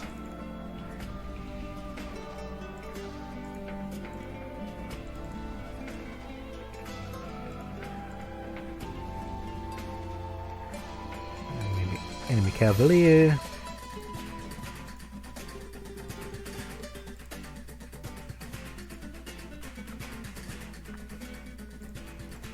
Down here. Have the Cavalier wide in.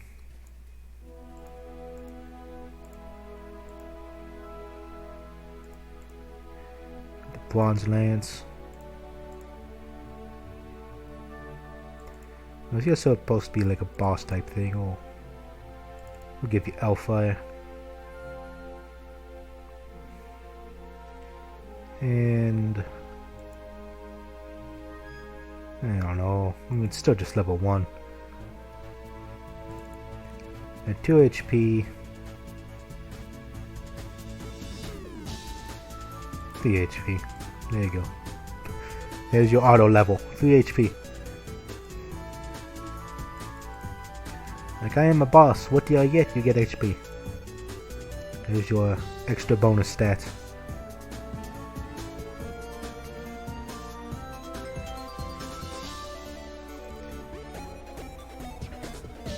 You have an Iron Lance.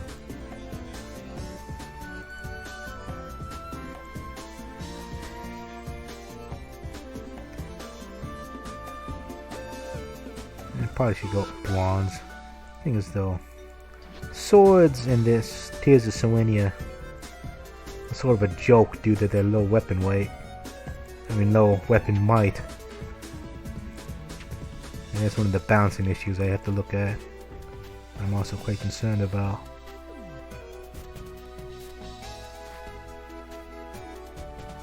Yeah, 2 more guys back here maybe. But what should I add? The 2 mims. You have an archer.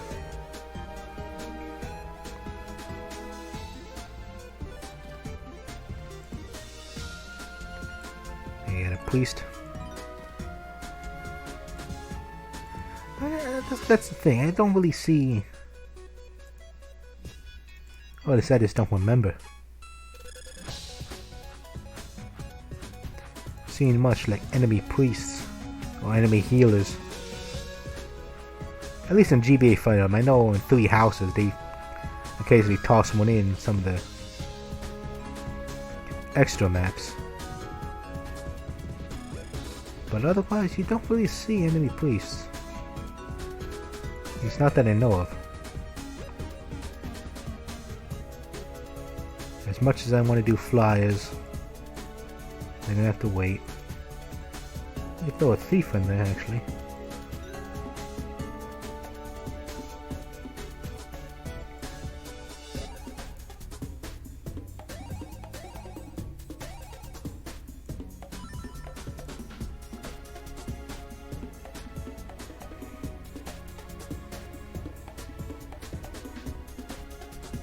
And change positions.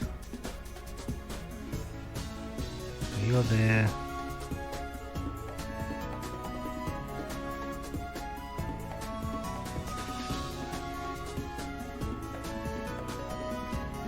So Mim, Archer, Thief, a healer. Let's make this a soldier.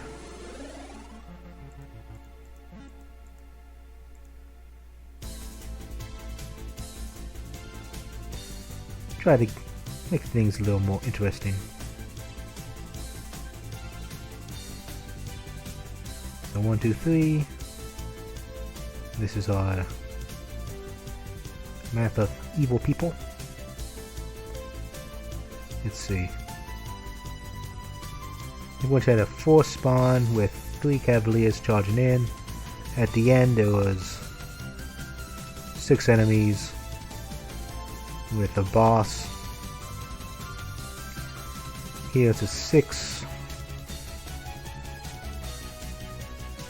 3, 3, yeah, 6 encounter right here in the middle. And you sort of pull all these guys at once.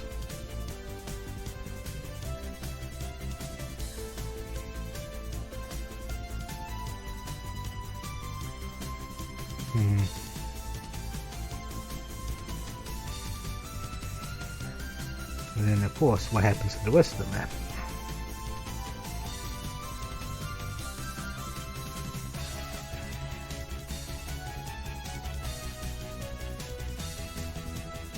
I don't think I added extra stuff for you.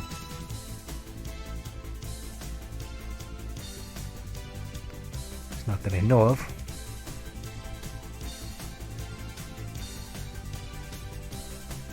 I mean, do I want to add some enemies to the top? I mean, I could.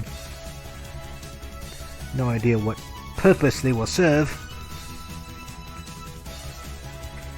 Maybe for just the sake of adding them.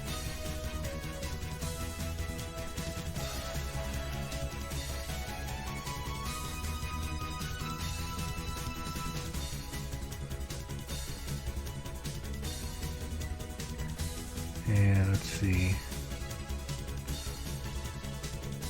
Yeah, you can do that. There's no problem. No big concern.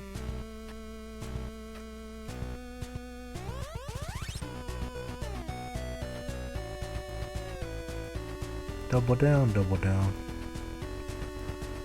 That should be fine. Add a tree.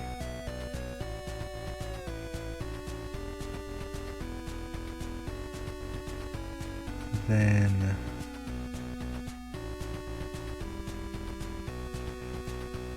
do you want to put something there? Try to keep that clean. We're going to throw some rocks. And again, this area here is Choke Point City. Just look at all that single tile hallways. I mean, this is also Choke Point City here, Choke Point City. But again, this is a sort of a tutorial level, and a small one at that. I guess I'll let it slide.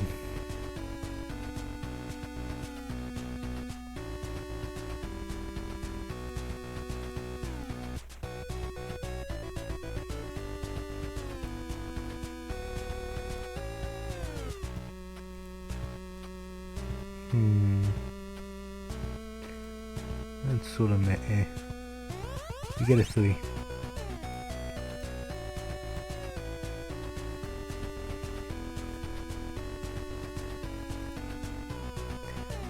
And I'm debating if I want to add enemies down here or up here. Because again, you have the tutorial section, you have the main battle section. And then what? Victory? I mean, at that point you might as well just cut off the wall.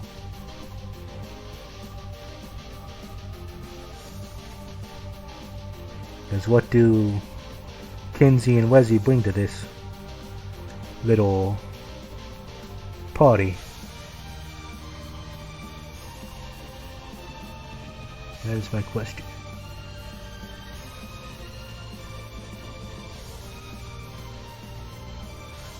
You know, and I could, like, you could say, like, hey, you can add somebody down here, like I could, but as this is tutorial land, I'm not going to.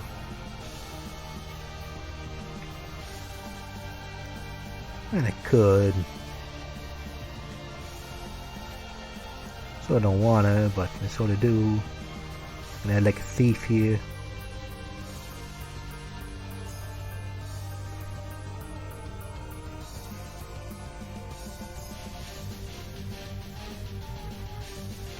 And that could sort of work maybe.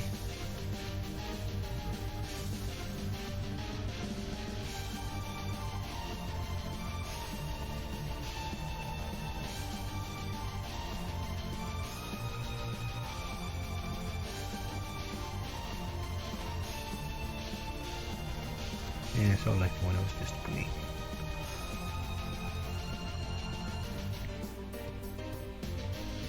Yeah, that's. Did I vote on this one? Yes, I did. Gotta make sure you vote on the music. Because right now we have a secret passage up north that sort of does nothing. And an empty corner where nothing happens. I mean, I could add a unit there.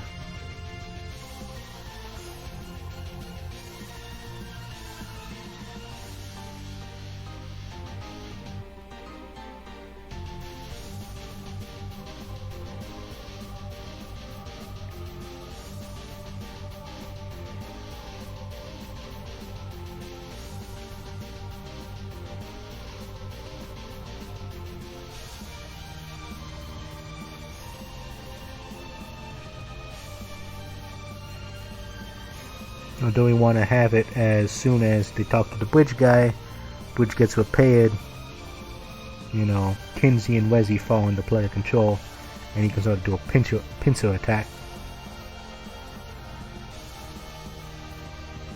If you desire.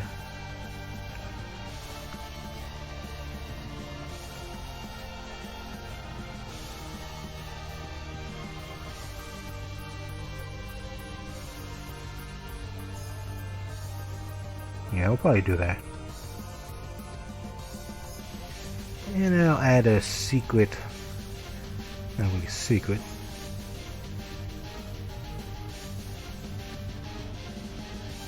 But it's sort of.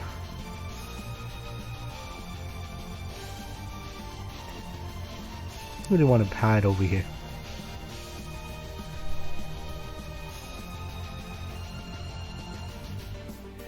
It would be easier to be a general, but general's sort of lame. Don't want to be a dragon. You know what? Make it a pally. Paladin for old time's sake. Make it a silver lance.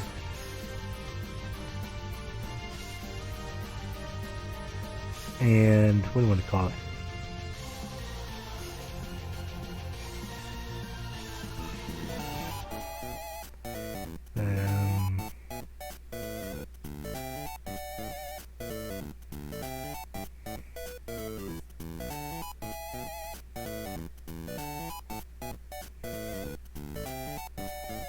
I don't know, just call it virus or something. Sure.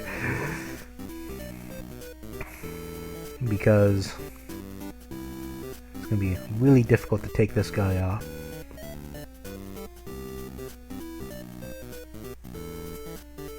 Because tier 2 units have really high base stats. That's what I meant to say, like, don't take this guy on. That's a terrible idea.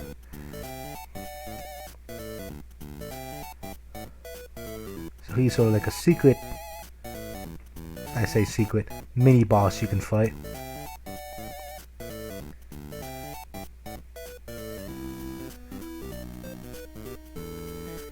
And we'll continue our little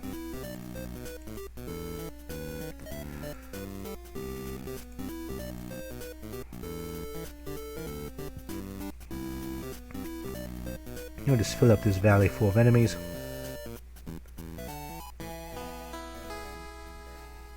And what else do we want to add?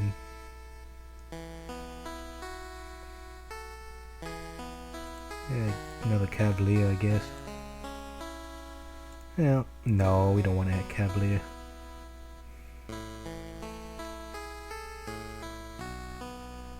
I don't want to be a swords person. Yeah, I am a fighter anyway, so yeah, fighter. Fighter versus fighter. Axe versus axe. That should do just fine for a little thing. Like so, and so a fighter was born. 1, 2, 3, 4, 5. And I could add a guy there. Keyword could. Not sure if I should.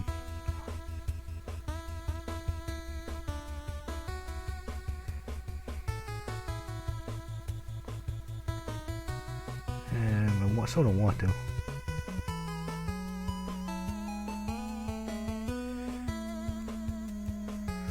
2, 3, 4, 5. And another thief.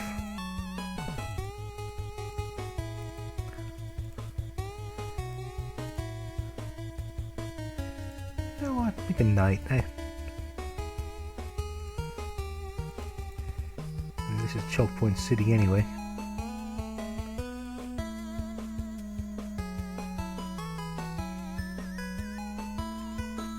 Say, you shall not pass. Give him a javelin.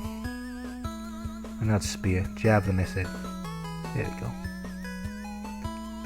He's not a spam bot, he's an ad bot. Because why are ad bots blocking people here? I have no idea. That's just how things worked out. Naming conventions, everybody. Still add somebody here.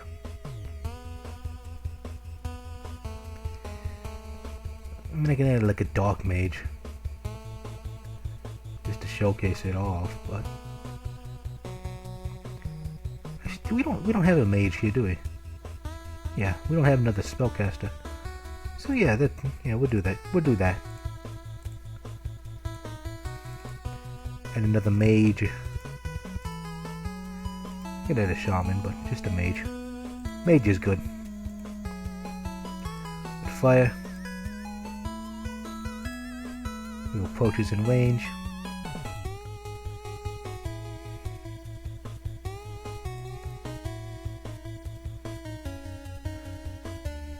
I still feel like I want to add some like right here. I still want to fill out this corner.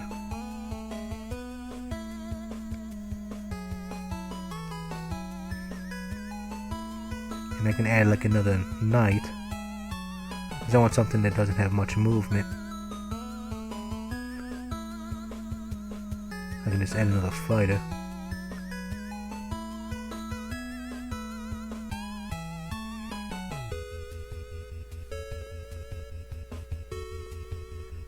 Two fighters.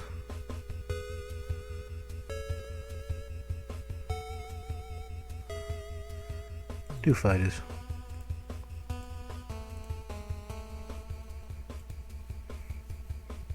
So you got the main encounter of 6, then you have like a 5 group down here. Secret boss up here. I keep saying secret boss, it's more of a bonus encounter. And I think we're good. I think that's it. That's the Dev VoDs Chapter 1. So, for differences between the two. No, this is the old chapter. No, wait. This is the old Chapter 1, which has several events. You know, pretty much stop more in the middle. Technically, that's when you first get control of your character. Go all the way over, go all the way to the right, and you gotta go all the way back to the left. Lots of walking back and forth across familiar ground. This one, clear and concise. You're up here, visit the villages, because all the bridges are broken. obvious progression. Bridges get fixed. You go down. You fight all these dudes. And probably just like a wave here on those 3 tiles.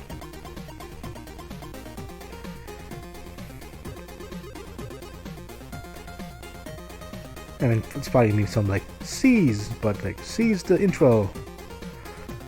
And that sounds stupid, but that may how it goes. Then you have the bonus encounter with the enemy paladin. And if you really wanted to rescue, you can rescue. That's still what? 1, 2, 3, 4, 5, 6, 7, 8, 9, 10, yeah. That's... You got this. They got this. So that's chapter 1. And this is just basic map design and unit placement. And luckily in this particular map, units are pre-placed in the map. They don't have to be called in through events like I was trying to do with the old introduction. And setting up those event guys is, I mean, it's okay, but it's sort of a pain in the butt to do. Sometimes it's nice to have them all out on the map. That's where they are, that's where they stay.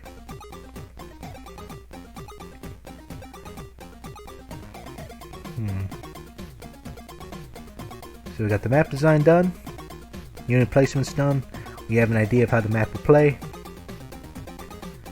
So that's good. We have nice winding roads, nice mountains. And I do think that is a significant improvement over this map. Now this map, the old introduction map, is pretty. It looks nice. But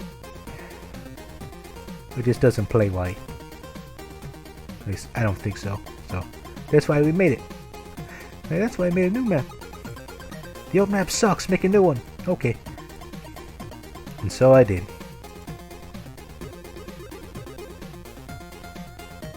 Flipping back and forth. Let's see, there's a lot more playable space. There's the main problem with the introduction before again was the ballista. It's pretty much making half of the map invalid because they cover the entire range. It's cool for thematics. In terms of gameplay, not so much.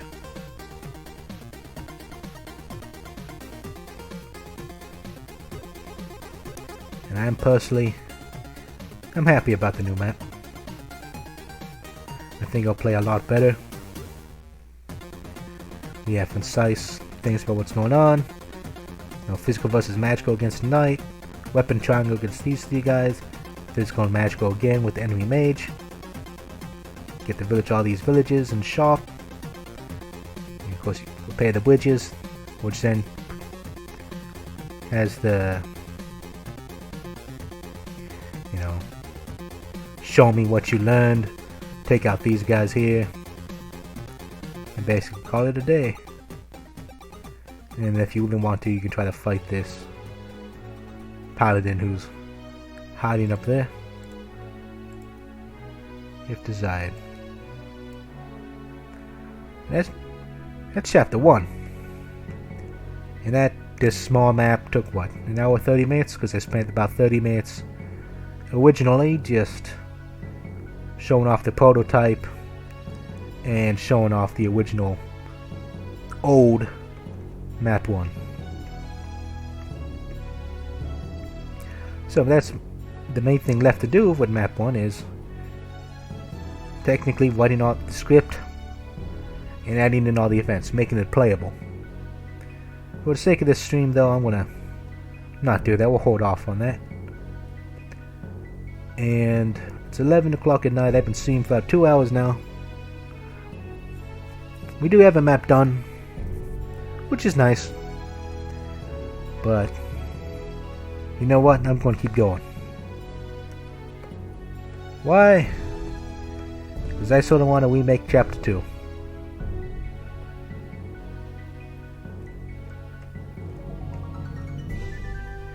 But I do think we're going to probably take a short break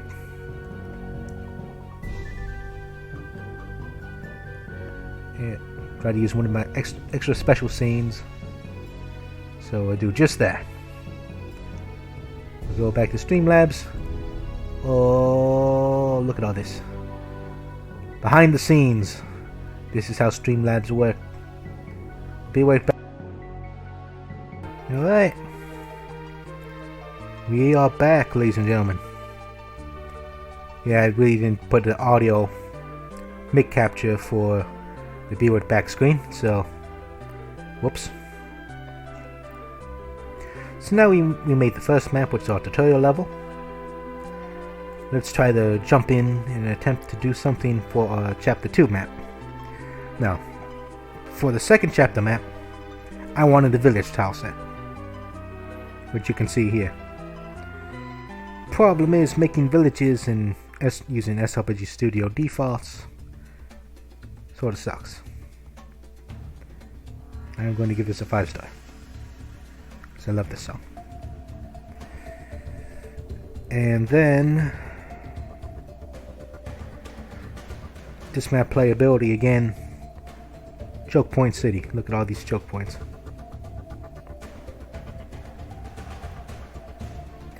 And of course it doesn't help that the default sort of looks like crap. It's hard to make a decent city using default SRPG Studio assets. Now one of the things I could do is say ditch the up close village idea, up close town. You know, try to make like something like this and just spam a bunch of little houses, but I want like an actual town battle. Or at least that would be the idea. Because the main thing Chapter 2 has to cover, because Chapter 2 is still a tutorial, it mainly covers flyers and anything else I missed. In Chapter 2 we get Chloe, Hadoken, and Servia, a priest, Griffin Rider, and Myrmidon, respectively.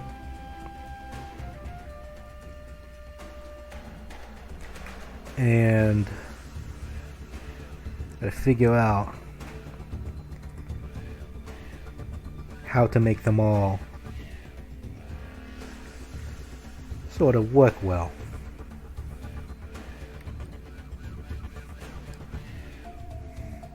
And the premise of Chapter 2, Fan Forged, is it takes place in the Fan Projects subform. It pretty much has like it's a industrial town, well, I say industrial, workshop town, blacksmith type deal, where people work together and make stuff. But of course that's not to be.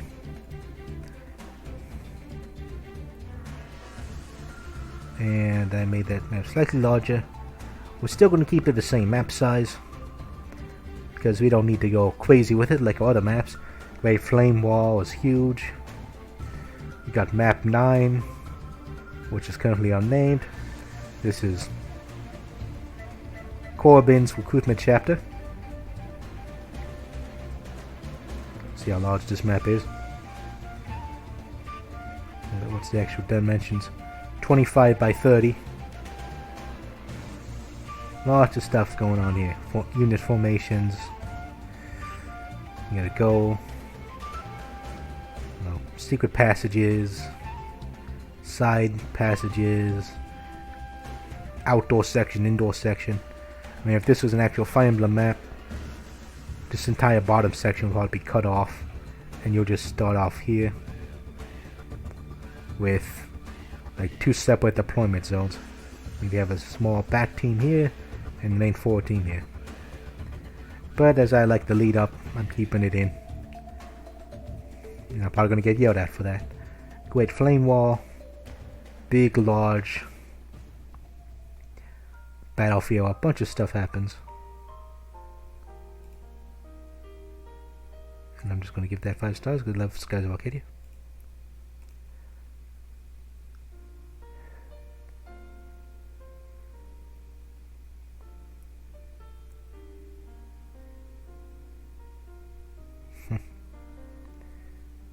Man, I wish they would make more Skies of Arcadia games. But I'm getting distracted now. Great Flame Wall, map's done. Coastal Chateau, which is one of our bosses map with one of our enemy recruitments. And actually, I don't think I made a note of that saying he's an enemy recruitment. I should fix that. There we go. Make him red, make him that way. That's fixed. Like so. And this is supposed to be like the beach map. I mean, I'm not entirely happy with it. I probably have to end up remaking this map at some point too, which I am not looking forward to because making these island maps sucks. And this was my original prologue map. Yeah, you have 6 units, massive map, lots of stuff going on.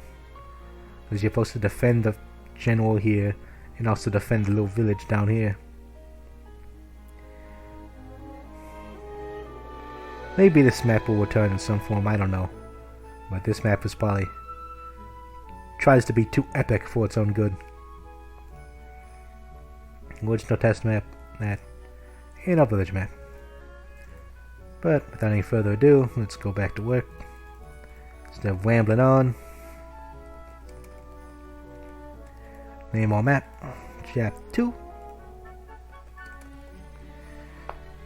Probably be, do we want battle prep? We want battle prep. Now the main inspiration I had for Fanforged is the Serefu map from Fire Emblem 8, Sacred Stones. The map where you recruit you get Natasha and Joshua in. And I sort of wanted to recreate that here, which I attempted to do here, but it just didn't work that well.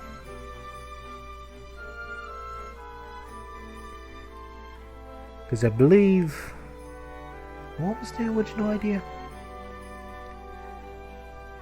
Party heads towards the town based off the fan project section. They find it occupied, so they liberate the town. So the town's supposed to be occupied, and then they liberate the town. But the problem with that is we had some resistant fighters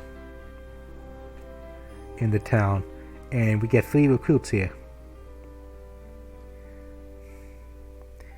And that's where problems come into play.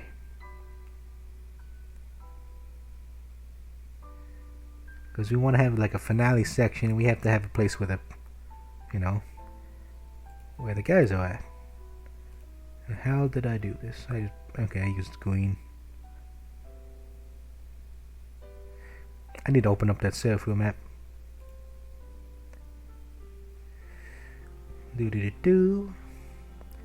Go to Sacred Stones. Using Serenes Forest as a resource, because this is how we do things.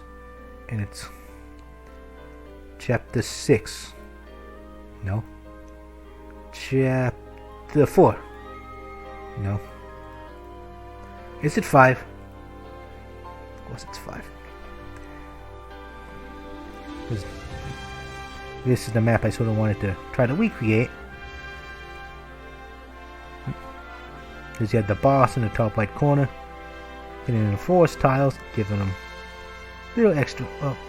Was it in the forest tile? I think it was off the forest tile by 1.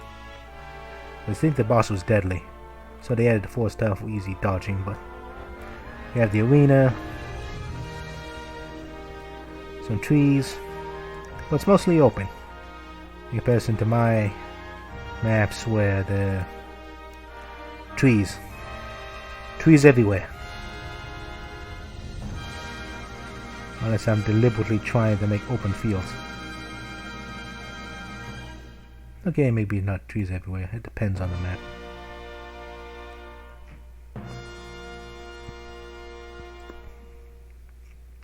But if we want the Colosseum sort of be the centerpiece, because that's one of the unique things I can use in SRPG Studio, as you can see here. Oliver's theme. Magnificent Oliver. Too magnificent for mere mortals to comprehend.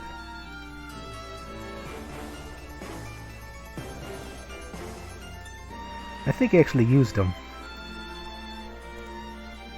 in one of my I think my first Radiant Dawn file. I tried to use them on the final map. I gave them Purge, because unlimited Purge sounds fun. Fun, yes. Useful, no. I learned things that day. So we want the boss on the Colosseum itself.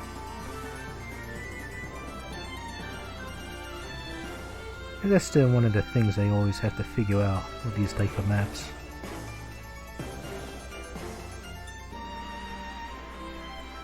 We want open. We want to add some trees. Sort of break up the monotony.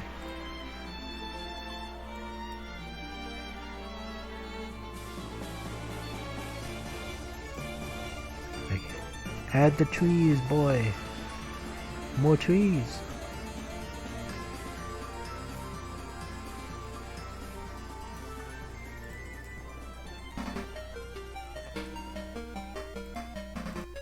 Do these, continue with those, go all the way up, go all the way up.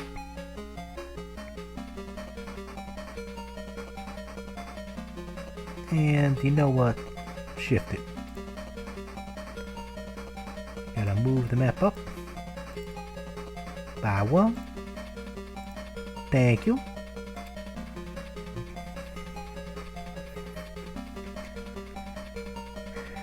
And we could no, because I'd rather have the extra space here for decoration.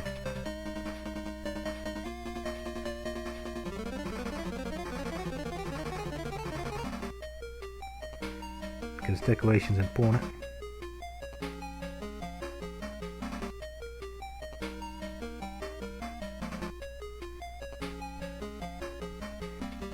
Figuring out how to properly make this is another concern.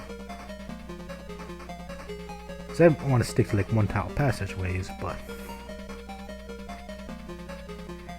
if I start doing 2 tiles,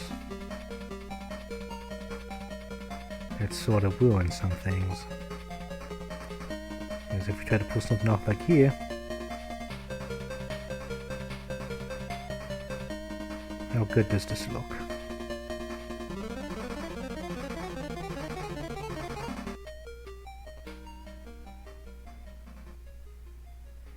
I mean, maybe the mage passageway, but that don't look right. Didn't look right at all.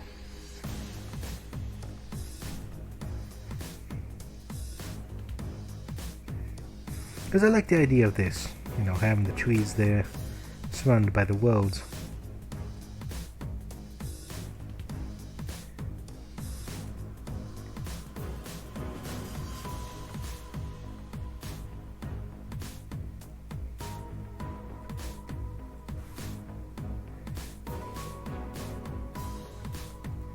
Let's see.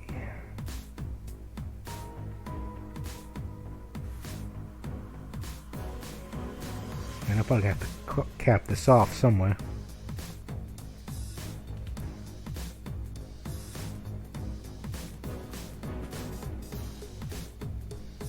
And expand the houses there a bit.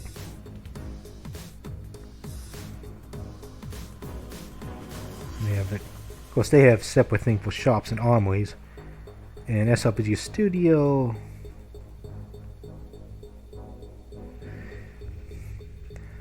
well, I mean, you can probably get away with it by editing. I mean, if you can take this icon, export it, change the into like a bag or something. You can probably easily have a item shop. I may have to do that. I may actually have to do that. Maybe change the color of the roof. But I don't know what palette this uses or what's the standard. I just copy and paste it off another thing, I guess. No idea how it's gonna look, but another thing is we also have no big house.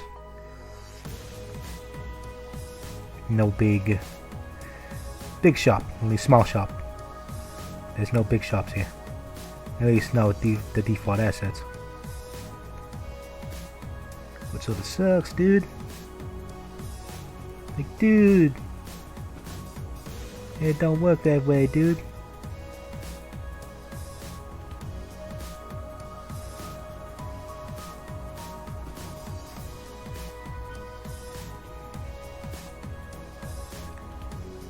But the thing is,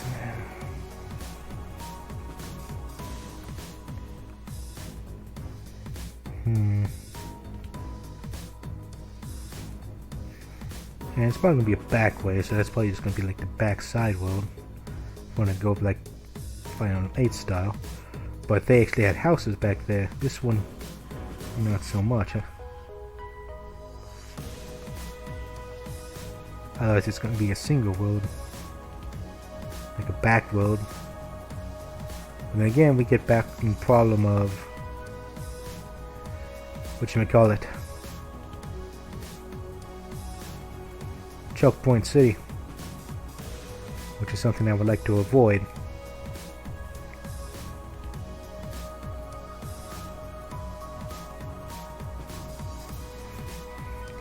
I can try to have it of walls, but I have to use like the castle walls, which is not the best.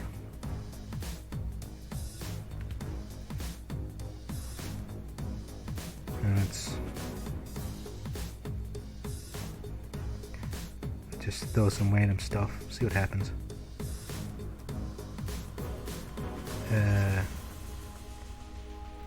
Do wall 1, wall 2, greens,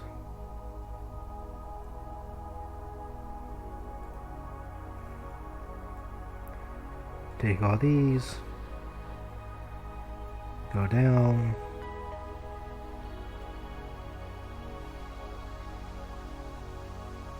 I guess that can sort of work maybe.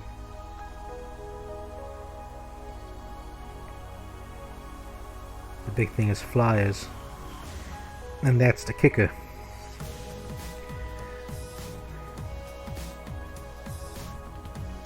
Because I really can't use those walls for this, due to the fact that I use these type of walls here for indoor maps.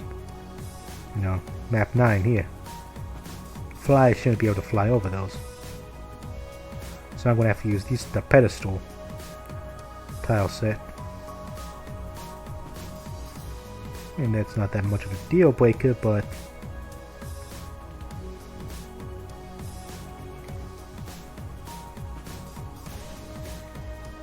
I'll just say it causes a little bit more stuff you have to deal with.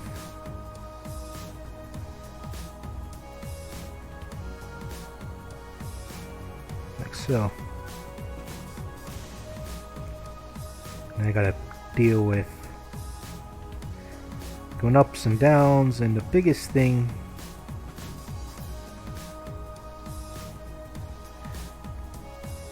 there's no good way to change elevation using these tiles.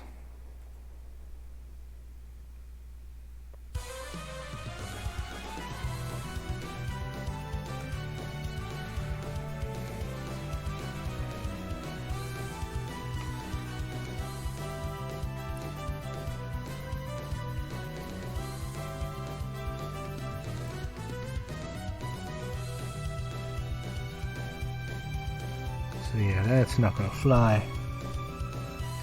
I can make walls but not elevation.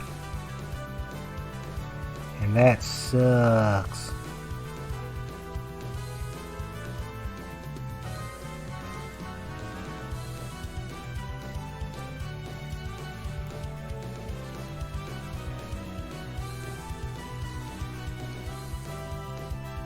There's no way to blend the tiles, right?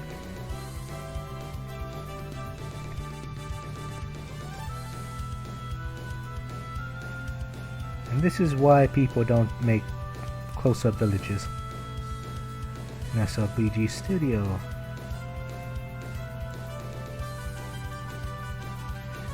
And of course, due to perspective, these look like 3-tile big worlds, even though it's technically only 2 in terms of playable space. Because again, perspective.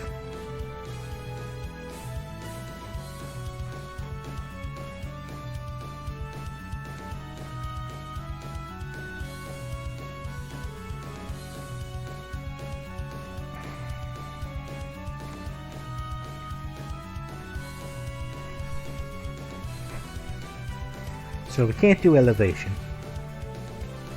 I can do walls. Not sure what walls will accomplish, however.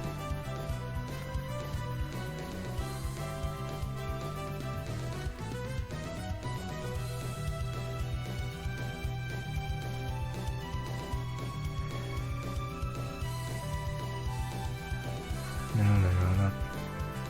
Here's the thing, I think exactly that was it. Just gotta make the 3. Yeah, I did 3-tile walkway and I didn't do it right because I'm dumb. I'm a stupid. Because I don't know what exactly I'm doing. I'm just counting tiles already, man. The joys of this, ladies and gentlemen.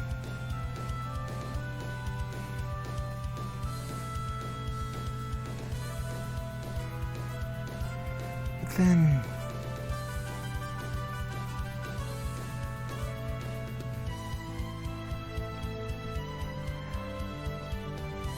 you have to plan out the entire city before putting in walls.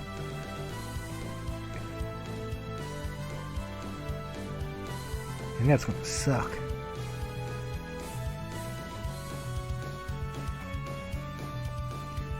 Okay, let's put in some houses. Now, how did I color code it before? Yeah, there's blue houses randomly, red ones are visible.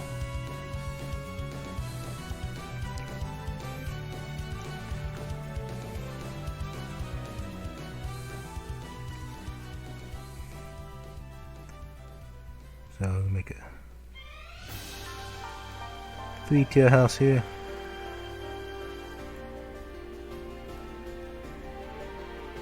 And we'll close off the others. Make that open.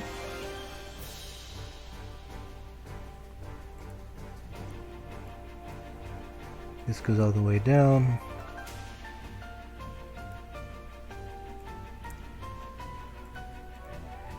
And we have to continue with the 2-tile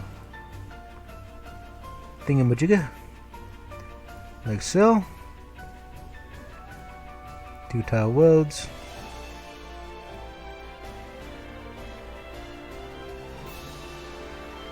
Then I could put another house down there, but then it just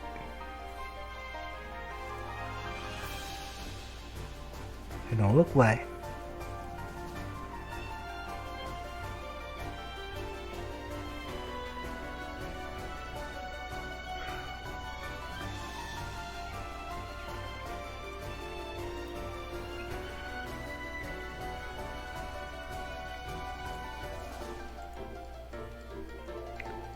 I'm just not sure, man. I'm just not sure.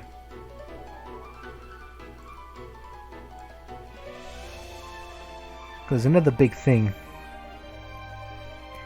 these are busy tiles. You know,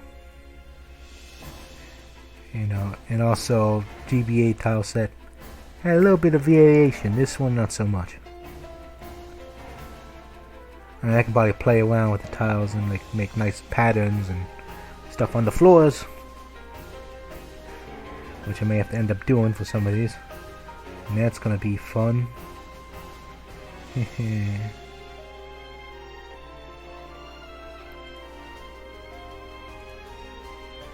also, they just have that tile basically be everywhere.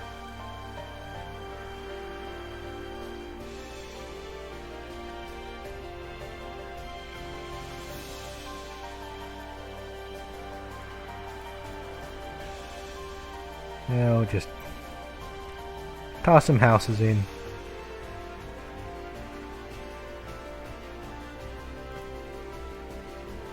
See what happens.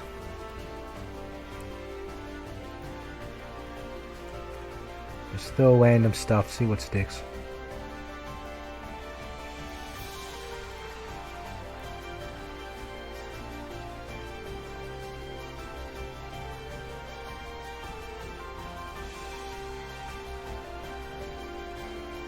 Yeah, they have like a wall that goes all the way around. Near the aspect of height. I don't have that because I can't use that. If I were to do the double wall,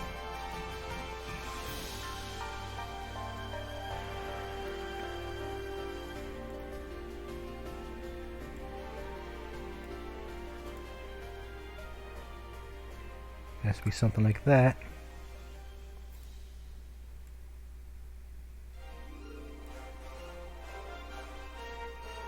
Because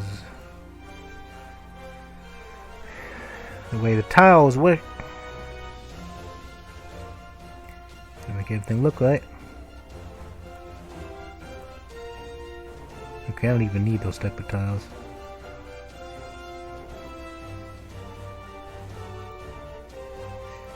I mean, I heard that before. I thought it was like something else.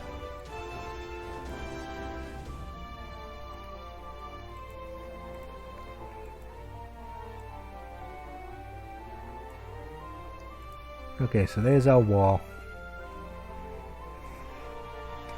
Now you have to make a hole in.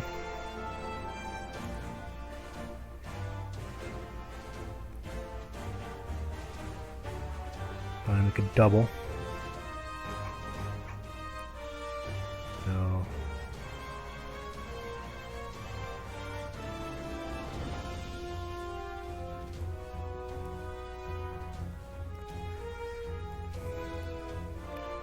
just make this like a small back alley, I guess. You are now a blue house. And from there we gotta close it up. So let's cap it off.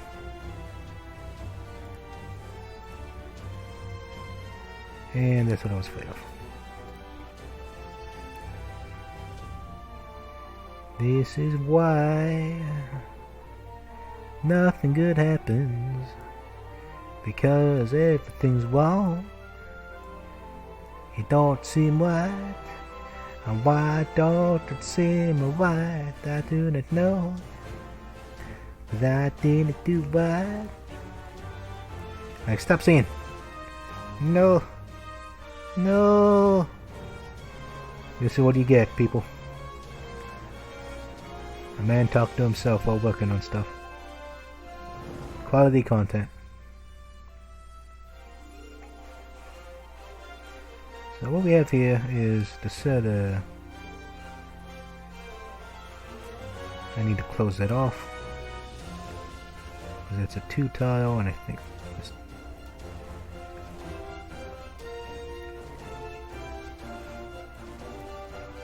do this here.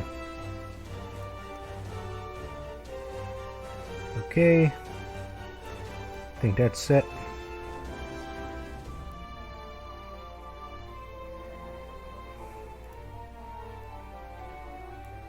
Okay, so you have a big road there. You have a big road here.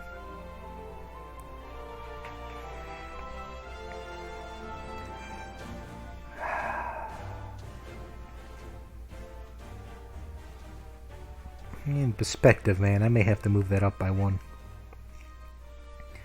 I know that makes it more of a choke point, but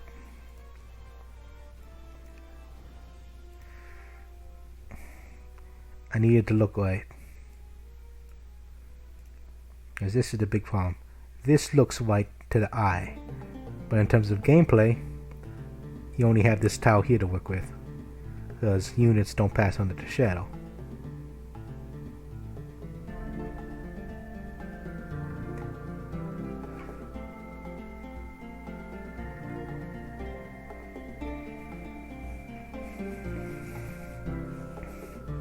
And of course, if SRPG Studio had overrides, or you can just copy the tile set and give it a different name or something, which I may have to do for some of these, which again I'm not looking forward to.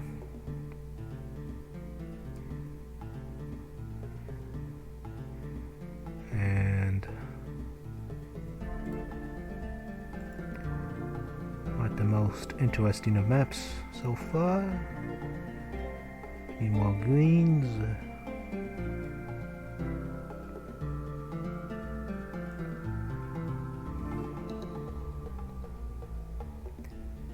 Because this... making towns is hard, guys.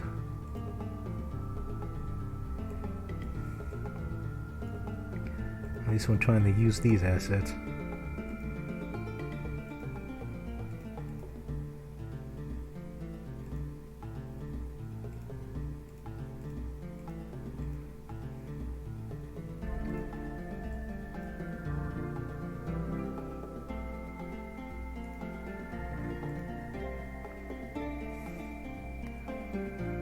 Here again,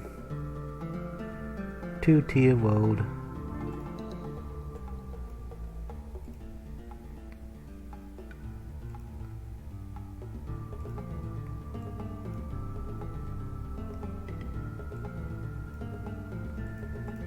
And we're going to try to extend it.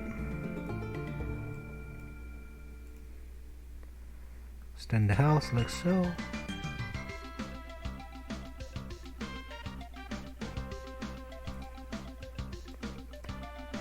That like so. Clean out that like so.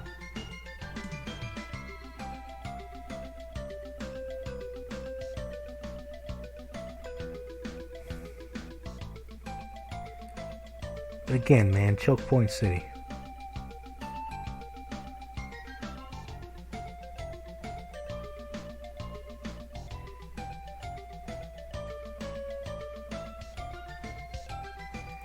Now this does so much with so little.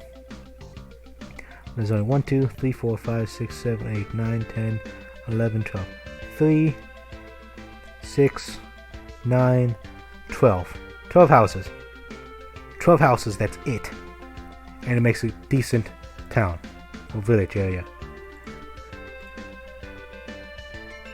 I don't even know the map size. And here I am struggling to make a decent town.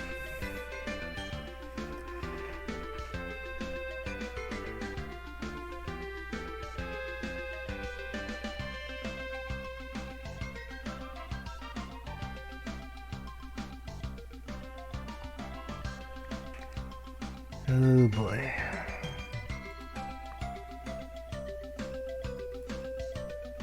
This sucks, dude.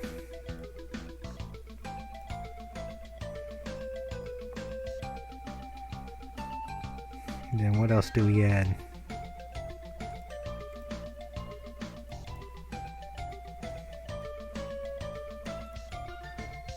Because I'm a bit at a loss.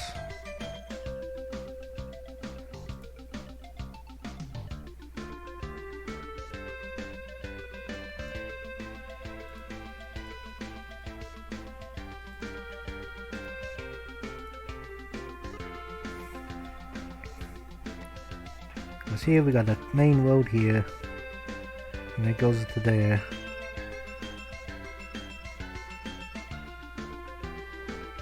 And I can scoot this over by 1, and that makes it more of an evil passageway, and I'll probably have to do just that.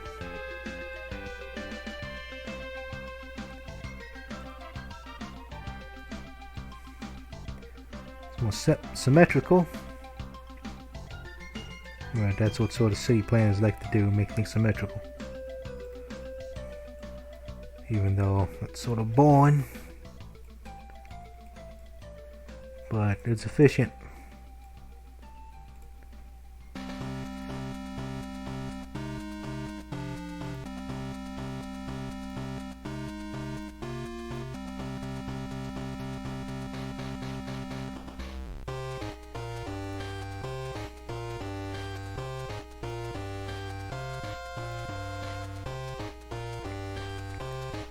I can have the main attraction be here, the Coliseum. I can have some trees there.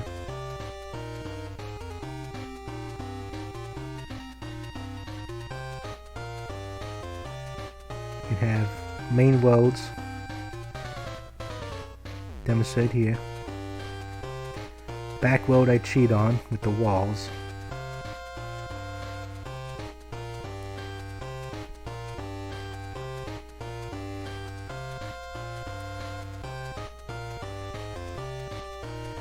And of course there's this problem here.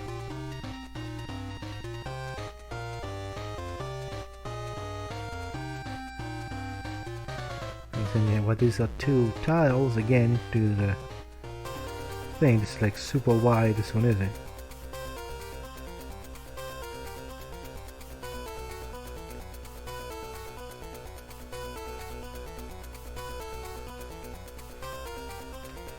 An old one sort of looks like a town, but it's crap.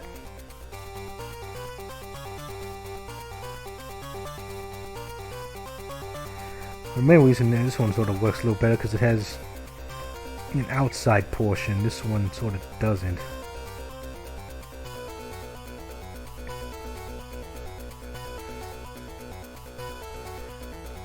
Because I sort of want like the little town square courtyard thingy majiggy here, and of course you have this here. It's Tuesday. I missed the stream, other stream, but whatever. We have this here. It don't seem right.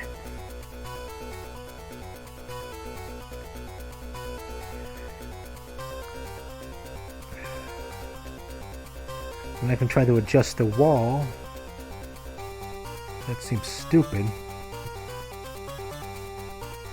Or why would I adjust the wall?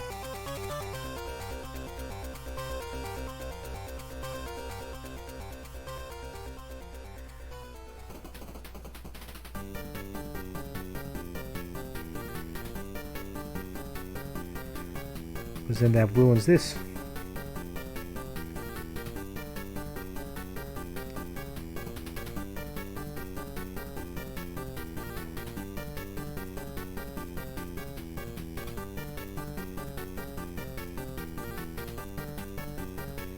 At that point you might as well just make another open area here.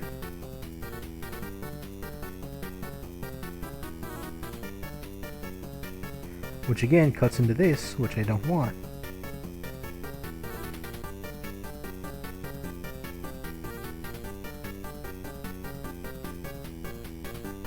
Because that, and of course that makes that into a one tile, even though it keeps the sort of the illusion.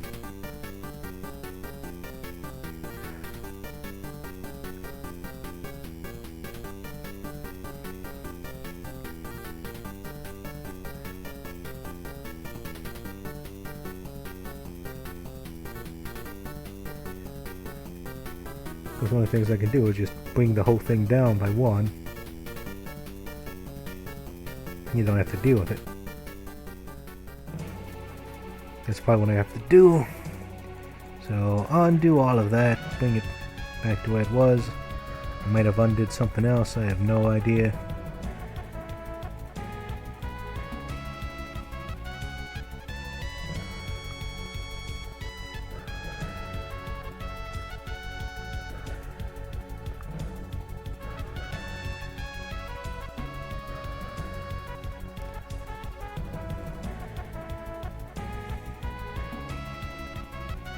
And then I had yellow houses. I'm gonna redo my yellow houses. I'm gonna redo side here, which technically doesn't really matter because all of them will be the flipping same. I gotta add the trees again. I gotta fix the roads. You gotta make it. You have to adjust this. You have to adjust these.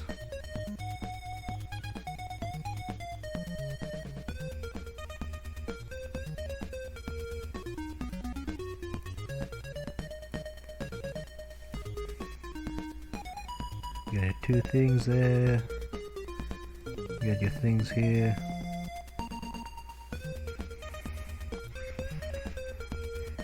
Okay, so what we have here, we got 2 lines.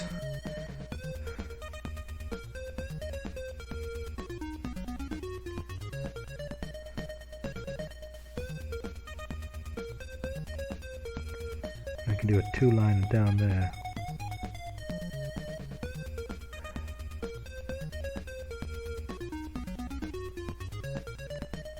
Like so.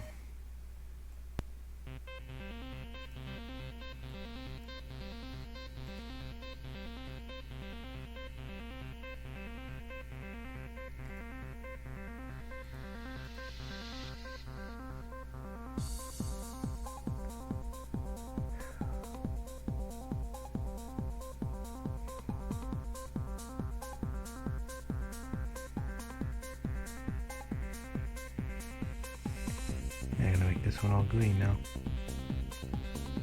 Well, connect it. I'm gonna have to connect it.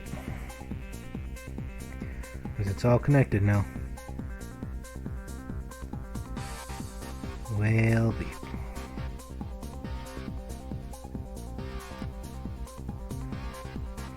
and so making some maps can be rather enjoyable, but sometimes when you hit into snags like these, it's just like making maps like this sucks, man. Like, why I do this, man?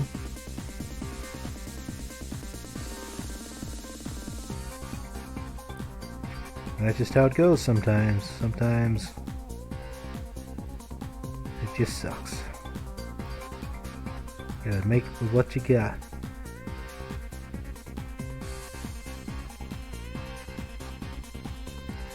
Okay, so we have this thing here which is technically fake.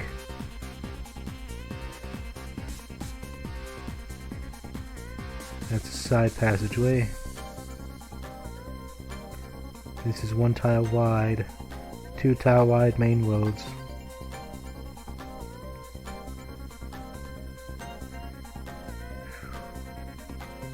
I could move the wall over 1 and just have it on the side. I'm probably just going to end up doing that. So let's do that. Move the wall over by 1.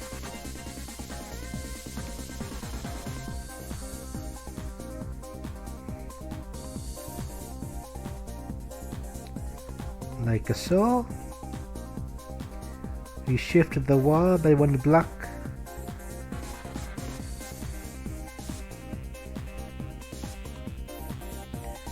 Hope everything sort of works out.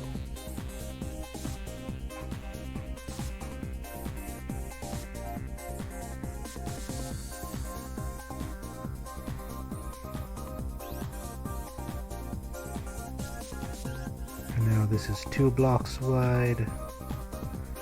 Why did I do that? I don't bleep know. Mistakes were made. A back alley, I guess.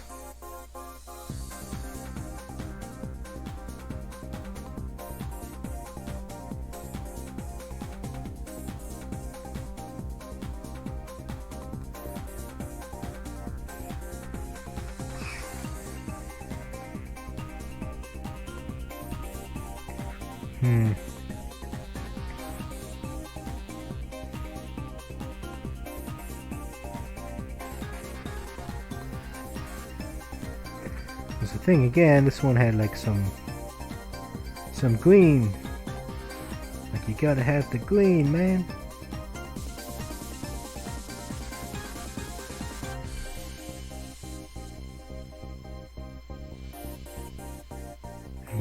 this. Not fun. Even if you're just trying to make decorations.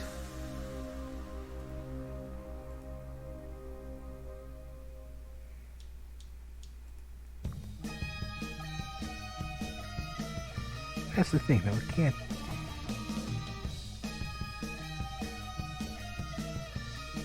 Well, do I just make it all?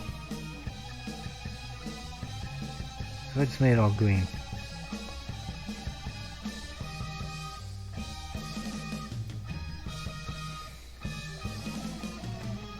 I have no idea, mate. I have no idea.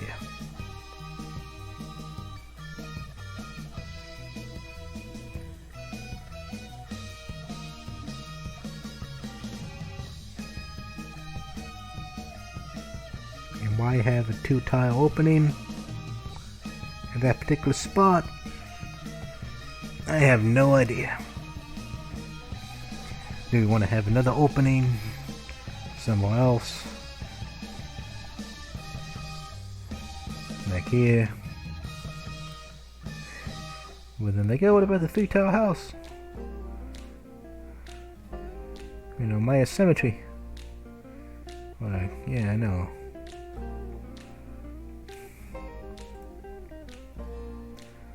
That one had multiple passages you can go through. This one, not so much. Not so much, my man, not so much. But there's not that much here. Oh no, there's nothing here.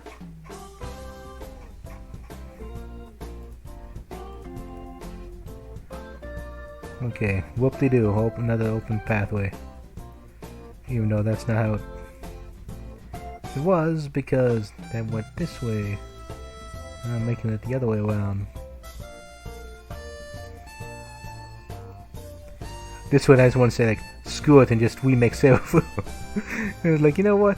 F this, I'm just gonna remake this map and I'll call it my own. That's where I'm at right now. As an experiment and see if I can recreate this map and have it look decent in SRPG Studio. The answer is no, but still.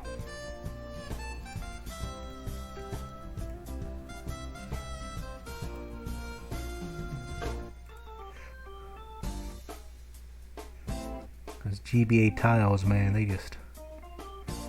they look good, man.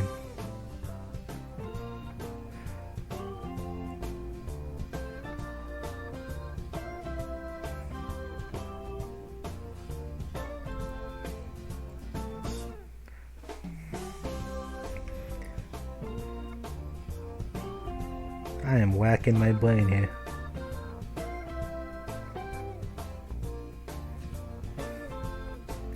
I mean, I think the wall idea has some merit. That's, if we take away anything, we'll end walls.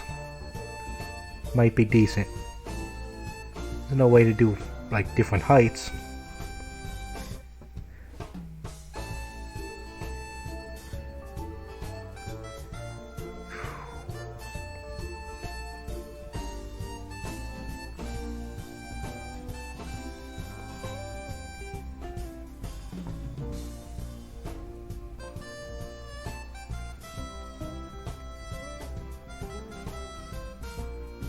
What if I just ditched the town? If anyone just said,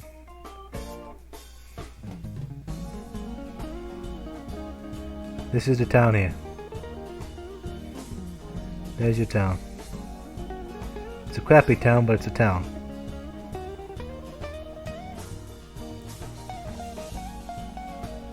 And of course we still have to have all those tiles because we need those tiles. Give me those tiles. Give me tiles. That's how these things work.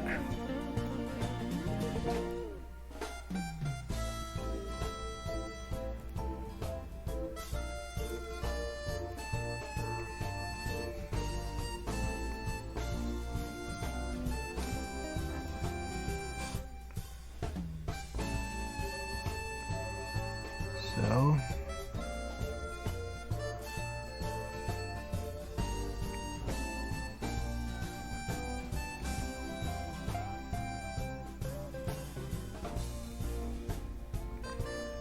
Do this again.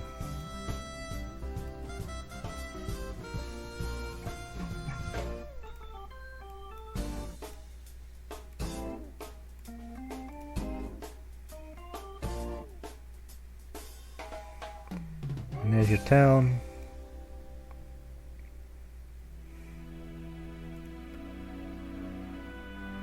Yeah, it's Choke Point City, but it's a town.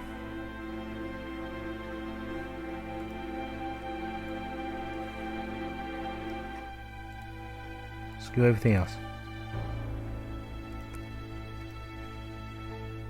Congratulations, you now have a town. 3 tile entrance there, 1 tile entrance here. Everybody's gonna end up making walls. And it'll be walls the game. So I'm trying to think of this like, hey, it's a town, let's make cities and crap.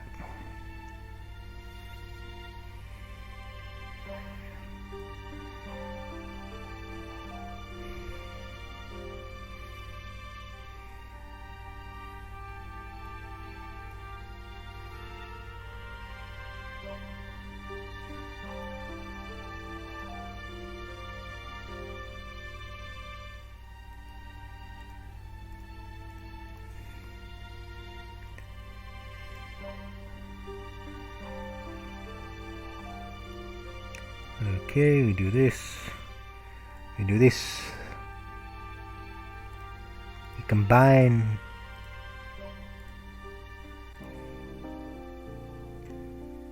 We have to make an entrance somewhere. But where, my friend, I don't know, dude. I just work here. I don't know what's going on. World's going crazy, man. Alright, so what we got? I could just do that and make it a straight line, but yeah, that's probably exactly what I'm gonna end up doing on it. I'll just make it a straight line, dude. Straight lines are boring.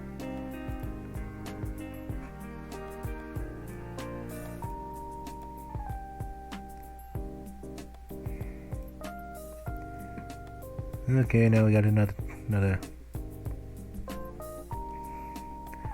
thing, another sector.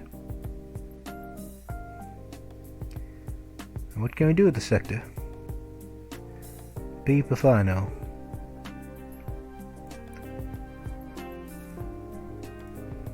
I have to keep fixing this every time.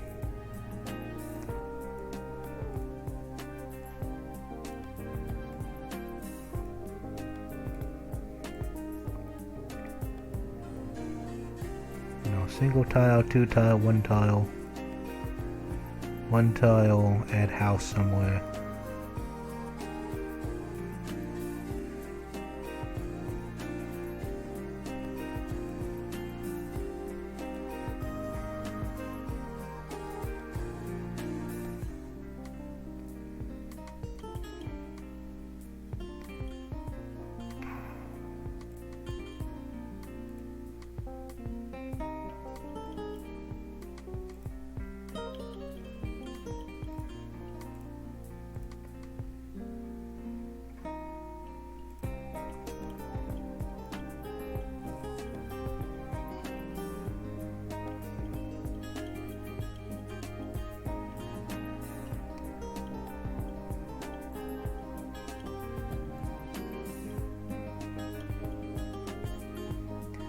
Got a 2 tile here. I want to use.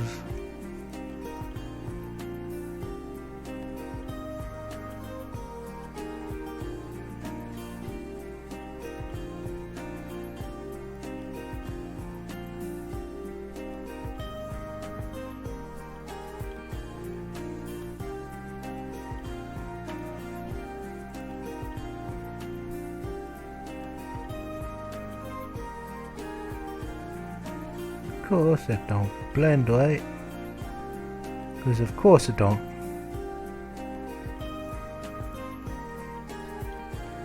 That would be too convenient. Oy, oy.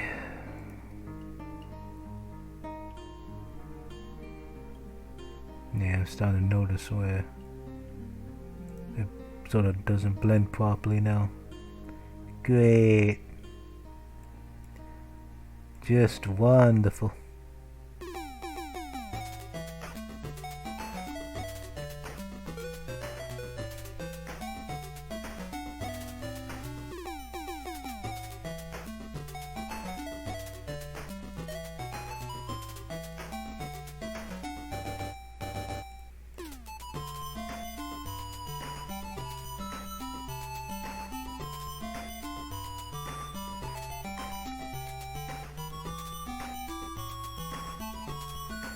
Got some trees.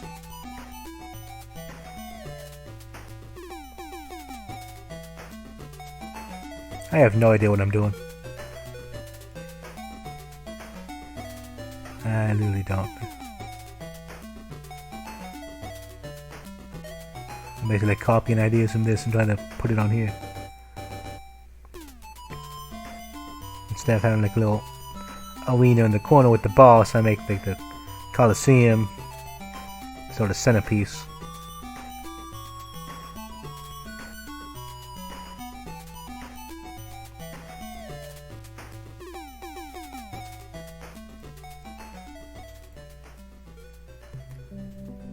Throw houses.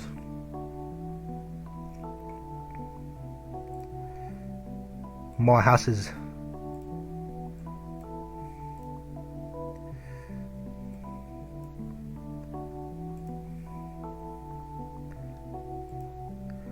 Where are the houses? Why are they here? Why not?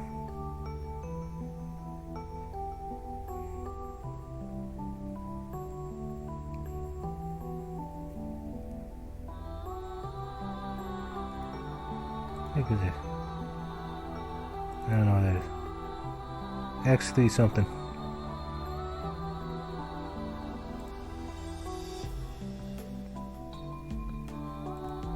So not do for vocals.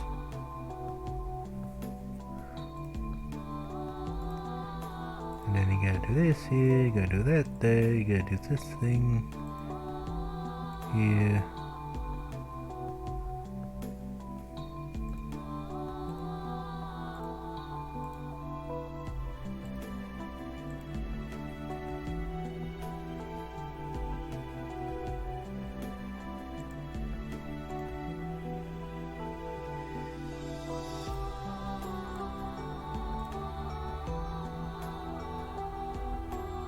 Just start throwing random trees in places. And that's where I'm at right now. Don't know what to do, throw a tree at it. What can possibly go wrong?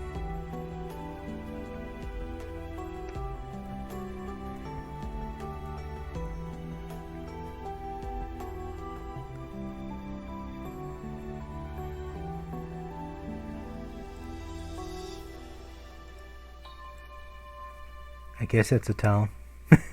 Yeah,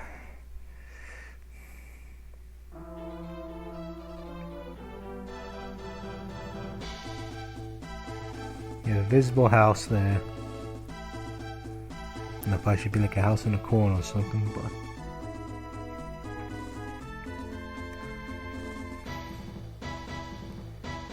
yeah, what house you want to visit? I don't know, dude. Just flipping houses.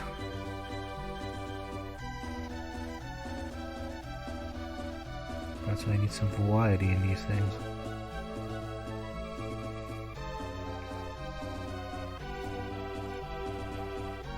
Yeah, houses are blue.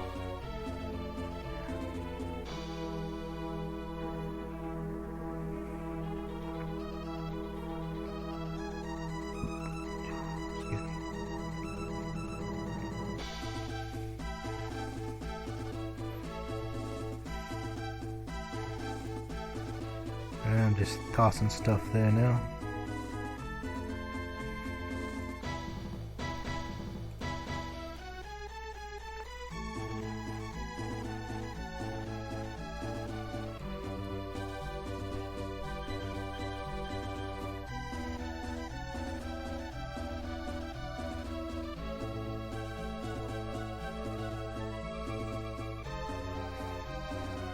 Spend that by one more.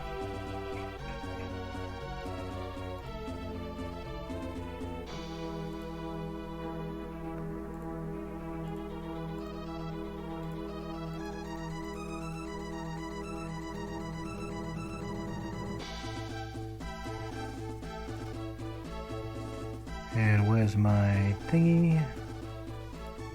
There you go.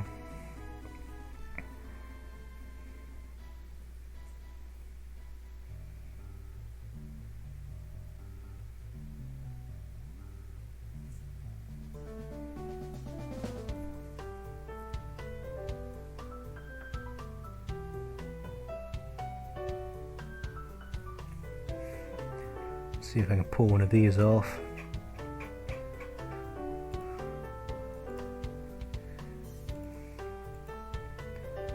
The classic. Hide a thing. And I gotta play around with all the other tiles. That's how tiles work.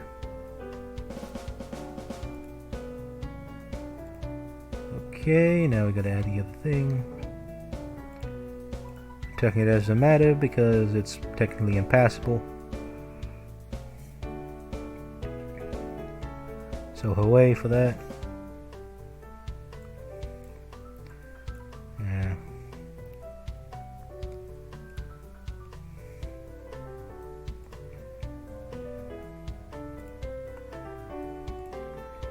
It's one of the few times I can actually somewhat use this trick.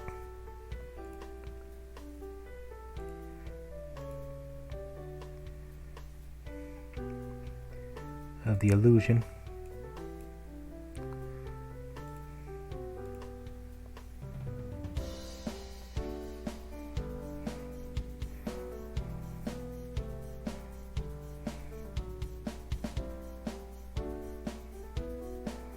Why are the random trees on these roadways? Heck if I know.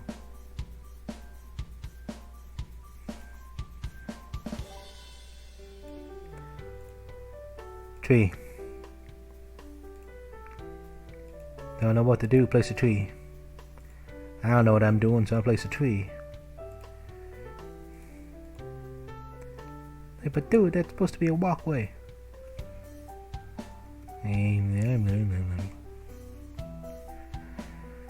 Oh boy.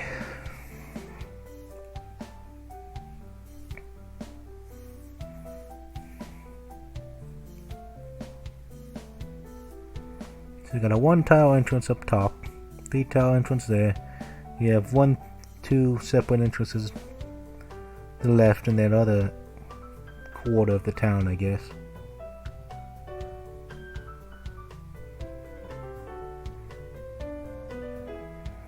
But I still don't have the question of where are the allies going to be, because there's 3 of them.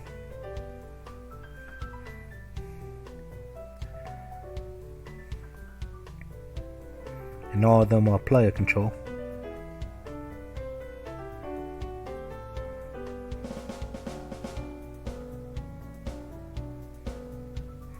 You know, I could just have them join a chapter start.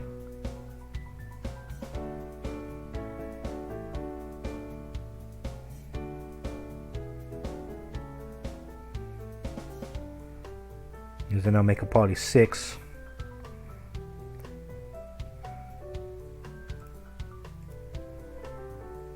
No, party 7. Because you have a shaman, got a cavalier, sage, and fighter. And then in chapter 2 you get a priest, a griffin rider, and mim. So you have swords, you got axes, lances, you sort of have covered by your mounted units. Since they're lance mains, you got tomes, and you have a staff. No archer, but that's okay, I guess.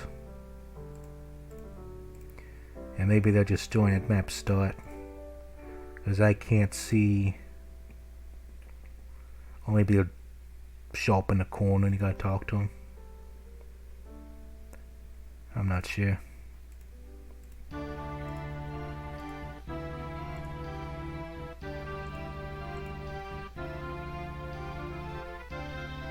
Silly. When did they start playing Fire Emblem?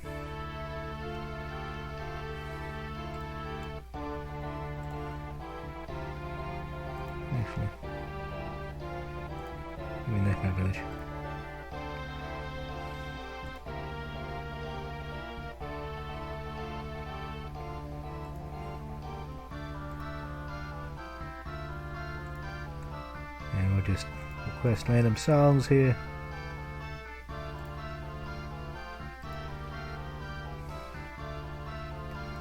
So all my music's done.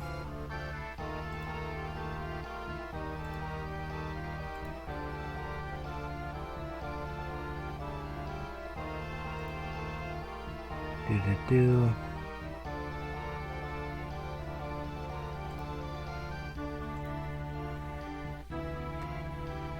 Do.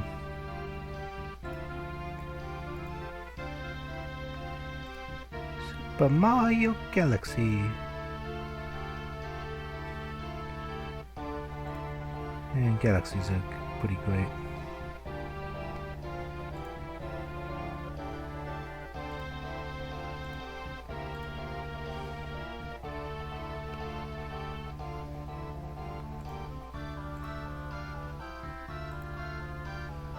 Did it even have any other? Nah. Boo. They don't have any.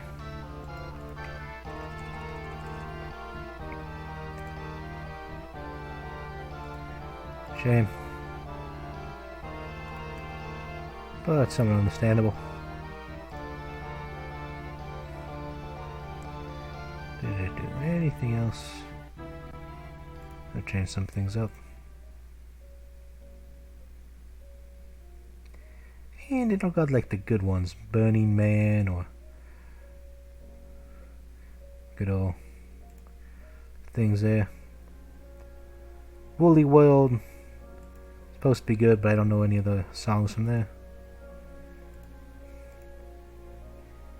Yeah, go classic.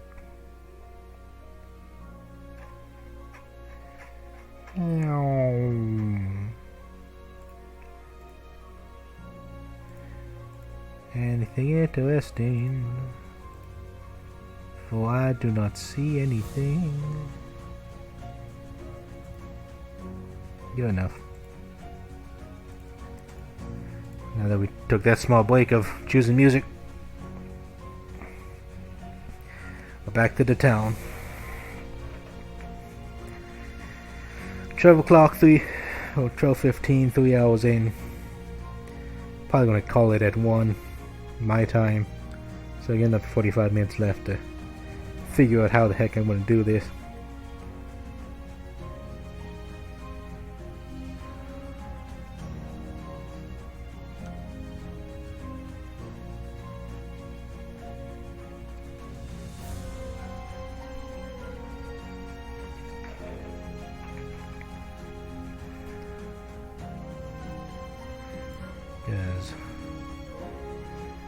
And that one didn't, it was just the main path.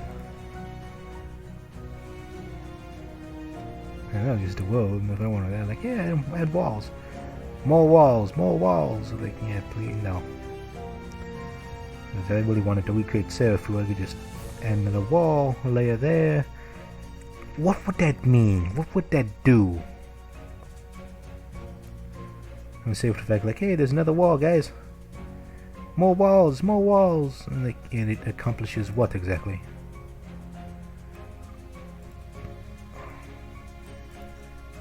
You know, like, hey, it's a wall, guys. What?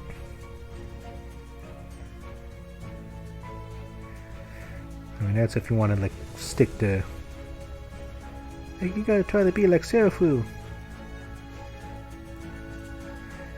But of course, due to perspective, this is what it's gonna be like.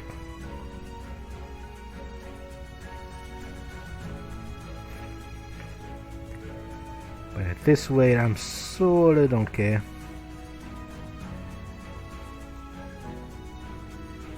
So what happens?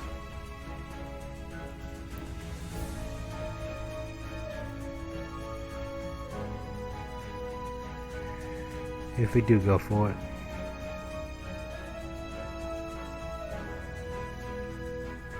And throw some trees down.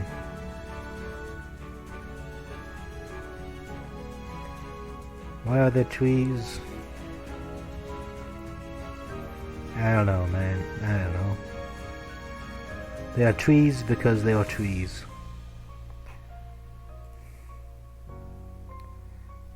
Yeah, I'll just Open this up. Make a 3 slaughter.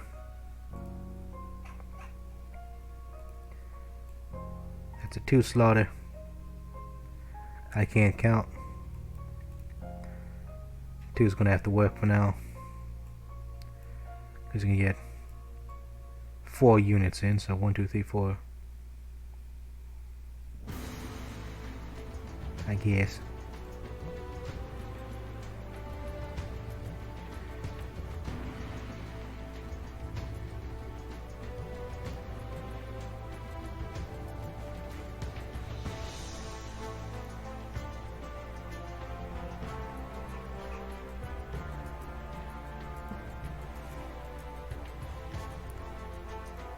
I am basically short for ideas. This bottom half is basically going to be a copy of it.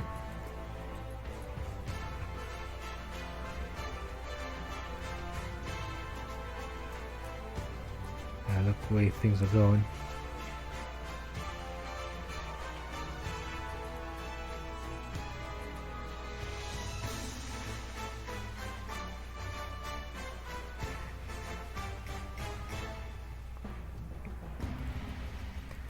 Nevertheless, we must persevere. Progress must be made. And there's one-man development team. And if you really wanted to be like it, you're gonna have to add in some villages on the bottom of the map that you can visit. And we can do that by adding extra height to the map, like so. And there you go. Good for you. You guys got stuff now.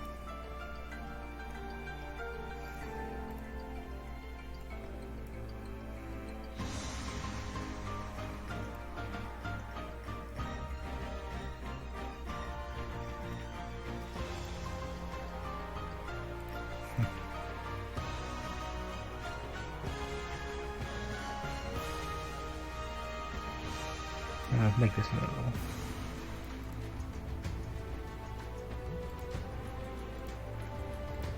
thingamajig. Maybe I'll have some fancy decoration there or something.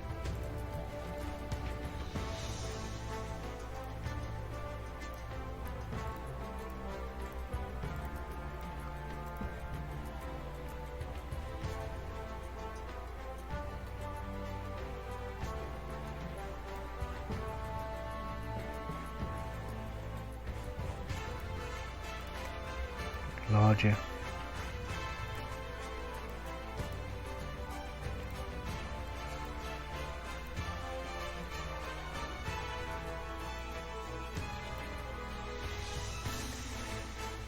And action.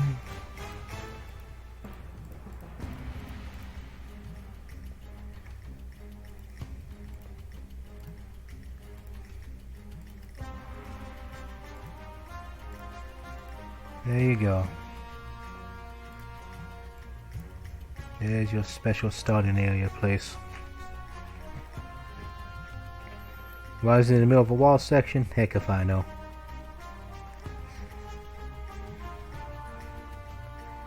And I'm going to expand this to 2 because it seems to make more sense that way.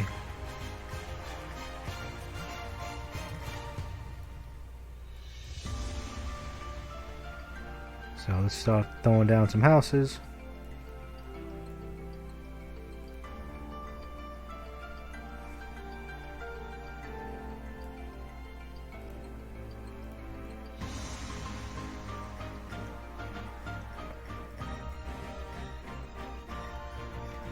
Now we gotta fix all the worlds again. Gotta fix the tiles.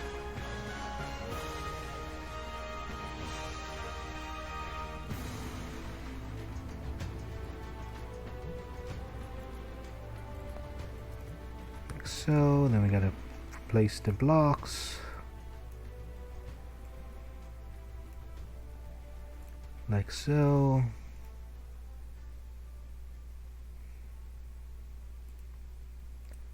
Why is there a big space here? I have no idea. 4.5 is already done.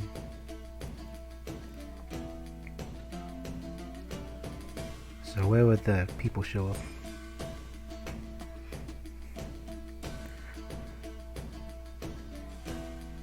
This is basically Serafu map. Bottom half is basically the same. But the big thing is it's turned on its side instead of going up and down. As this is the default map size and I don't think I can really change it. As I try to make the height go up. Yeah, minimum width is 20. I can't go smaller than 20. So, yay. Let's go ahead and add a house in the corner. Which means more roads to fix.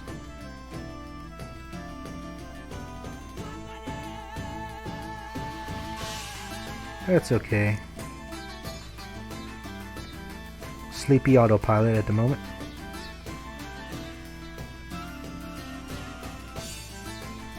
Figure out as things go.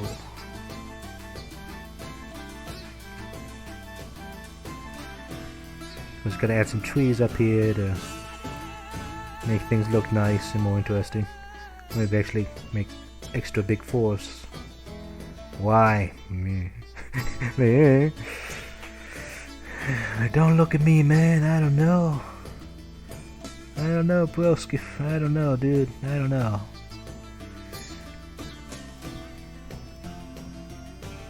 Maybe that's just how the town looks like, man. You just like gotta believe, dude. I mean, I don't know what goes on in that town half the time, man. They got some crazy stuff they do. They do the crazy things, man. This is why, ladies and gentlemen, you should get proper sleep. This is why you don't stay up late, cramming for tests and the like. And then you start to go crazy. Like yours truly here.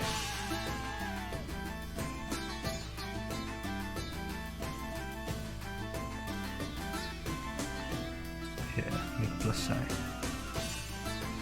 I'll make a plus sign. No idea.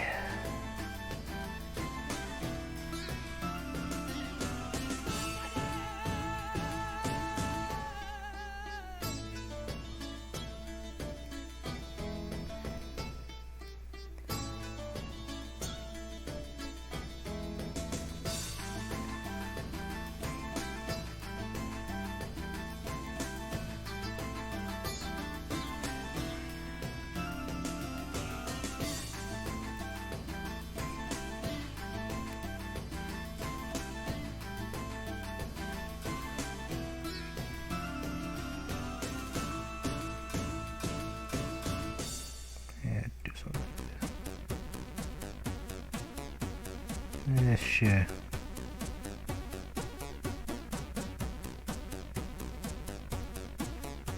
Actually, on second thought,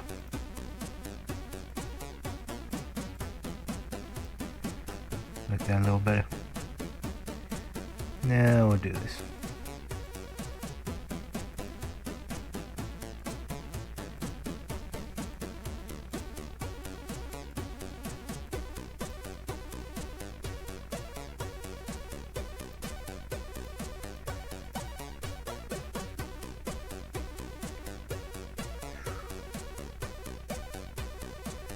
Thing is though, if I end up doing something like this, right, I'm not bound to have people yelling at me.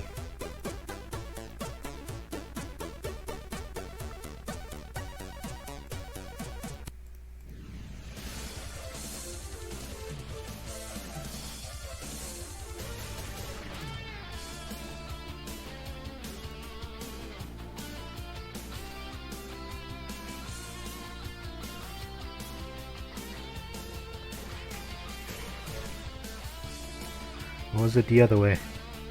That was the offensive way.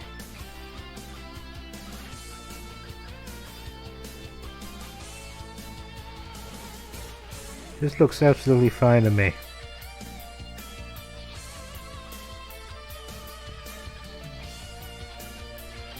That's gonna have to do.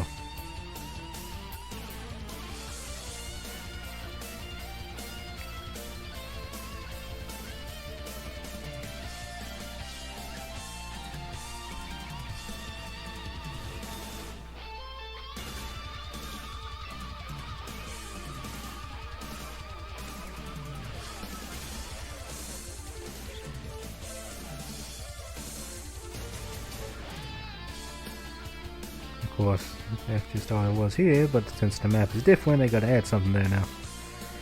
Because there's too much dead space otherwise. The easy ways I can do that, just go a wall.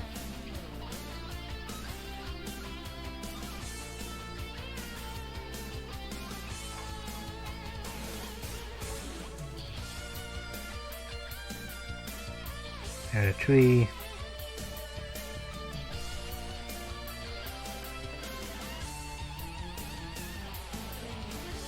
Maybe one of those things.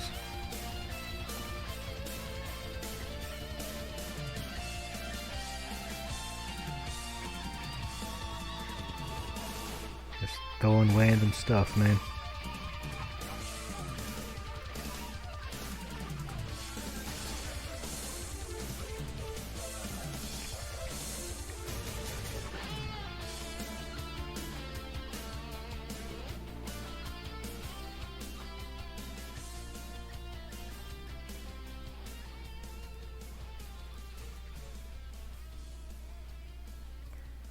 It sort of works. It's sort of nice.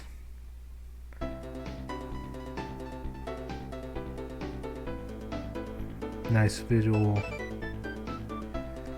Whatchamacallit.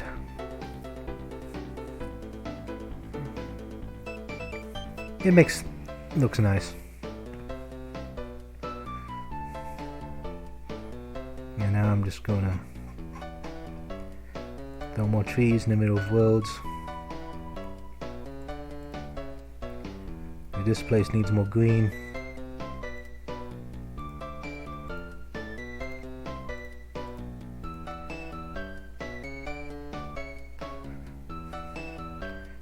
I really want to just expand that more.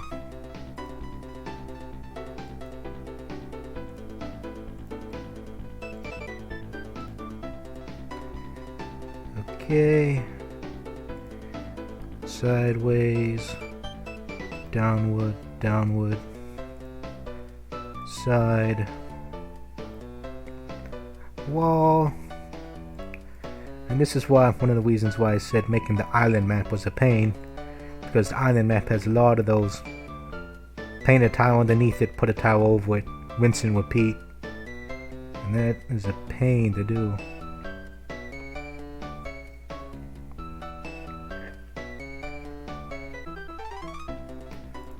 Okay, give me 4 units.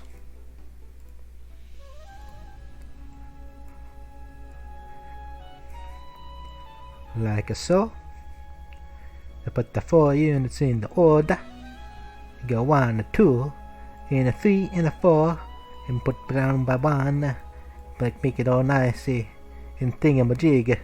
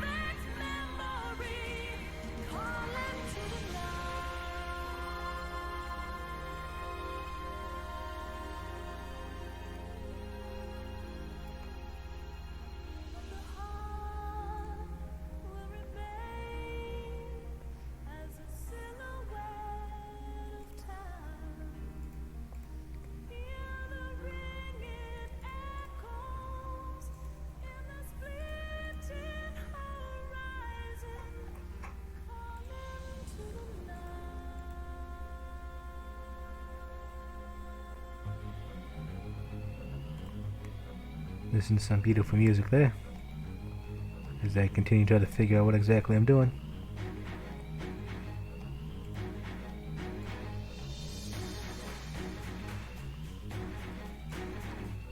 This don't look right, does it?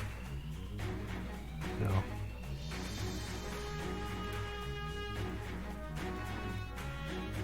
just put a single tree, I guess. One tree enough. Two tree too much.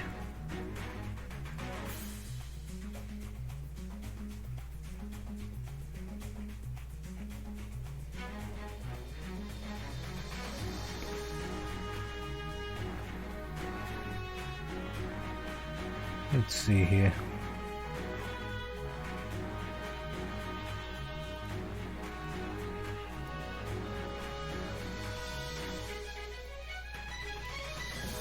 Let's see, how can I pull this off?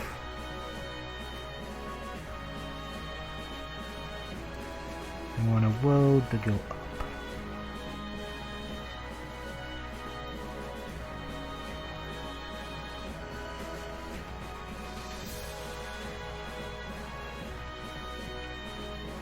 Okay, this needs to be shifted over more. Pow pow. Wait. And I used the wrong one because I'm a dum-dum. Pow pow.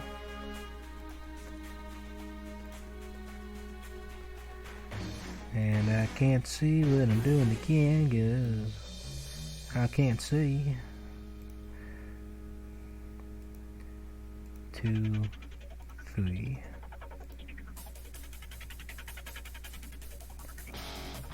There, I can't tell what's going on.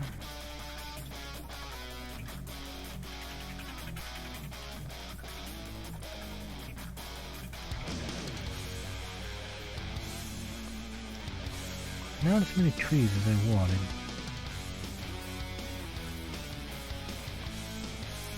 Because if I end up... See, that's the thing with this. It's a free block. It only works because it's like that.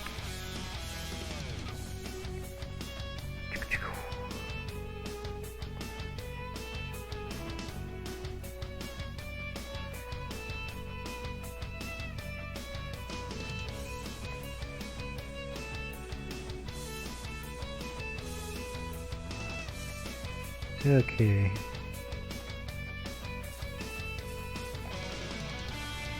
And I did again.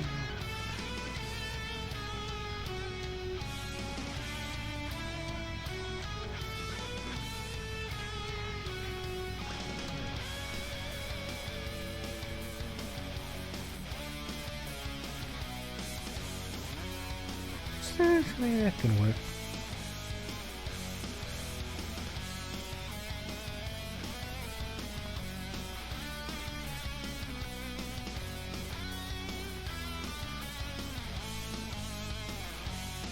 Maybe.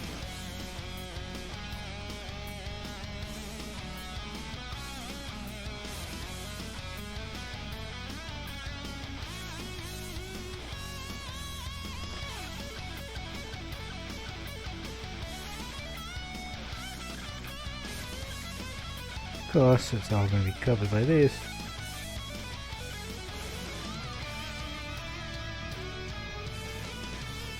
You technically just have 2 trees to hide behind. There and there. There's no bottom cover.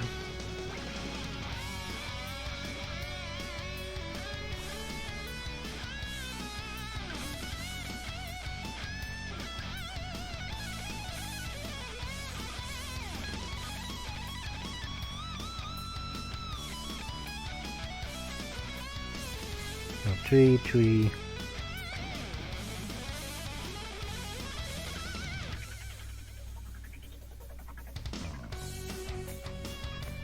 No, well, let's get rid of that tree. Keep that. A simple road. And I'm gonna make this over here a little tree haven. be like that. And those shouldn't matter too much, honestly, but cover all the bases, because you never know. Close it off. Close it off. There you go. No forced area, the place go that way.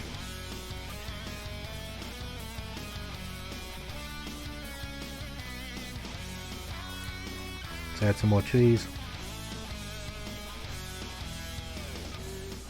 Just tossing trees everywhere now. Mostly just to get rid of these roads. Add some sort of variety.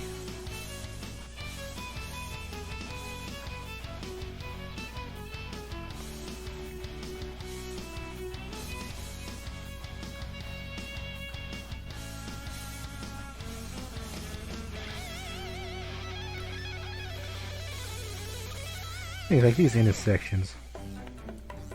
Sort of dumb. But I don't know, man. Why are they there? Decoration.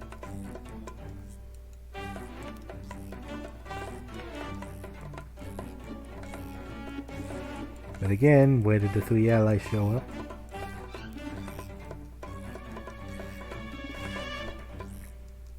Because again, this, yeah, it looks like a town. How does it play?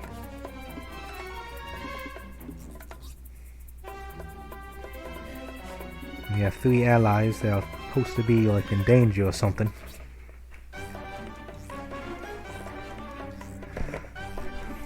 Do they appear somewhere separate on the map? Do they just join up with you at this map start?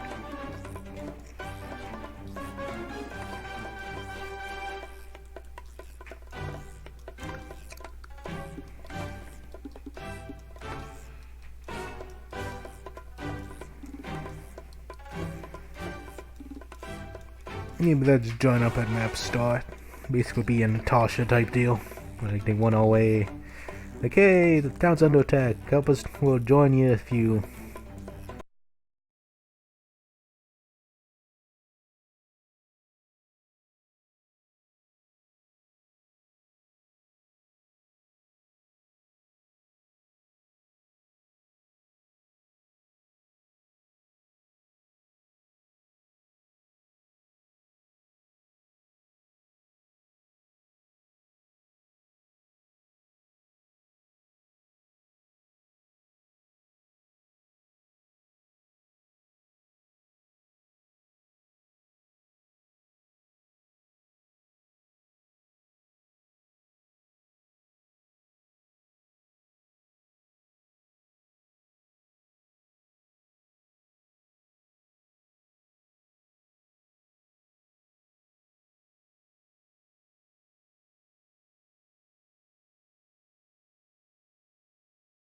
One doesn't have a thing, why do you don't do it there?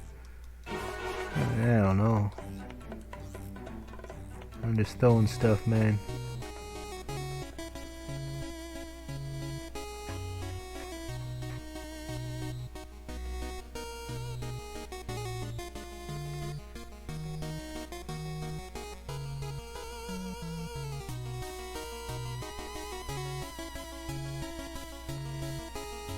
Okay, we do that now.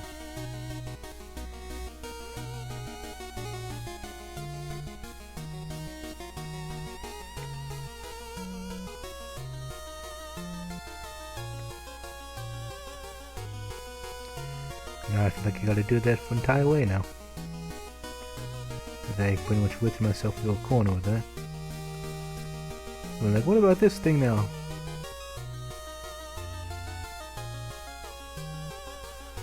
But you can't really do the 3 thing here. The way the wall is all added.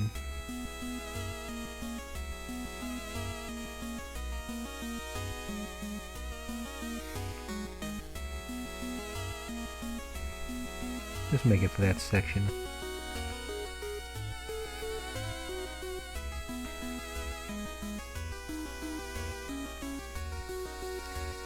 What if I just cheat? Yay! Problem solved. There is no gate. Why is there a thing here? Like, I don't care. Hush. Shh. You see nothing. You hear nothing.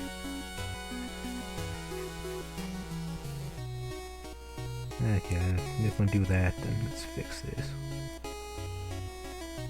Gotta make things somewhat proper.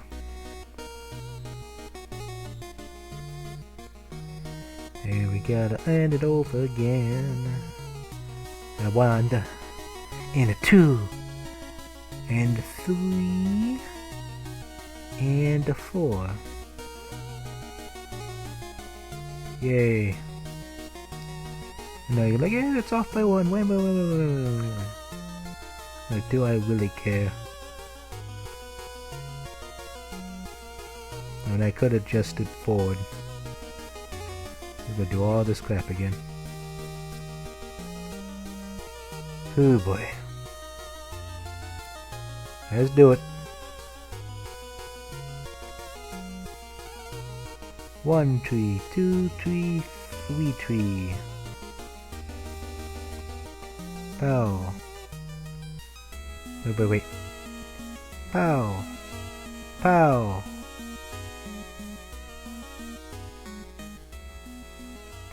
So. Yeah. Like, am I doing this right?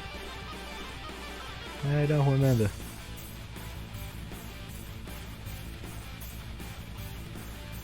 There you go.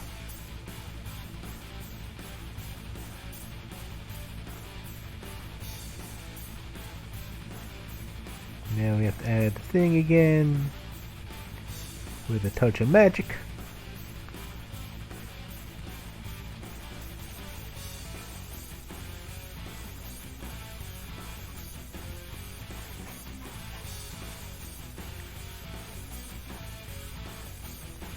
Yeah, just do that.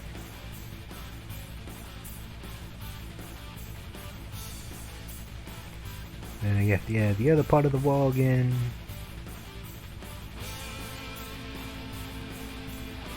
There you go. Fancy things now fancy. I'm like, why don't you have them on the other side? Why don't you do this? Why do you do that? I'm like,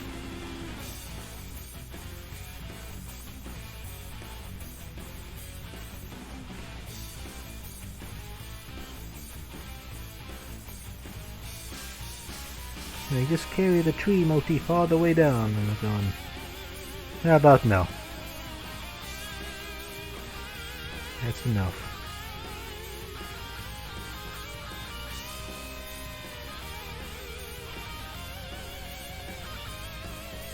I mean, this one's wider. There's more.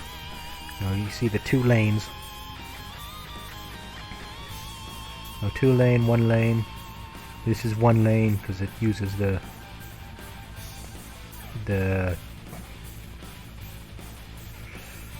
visual trick there.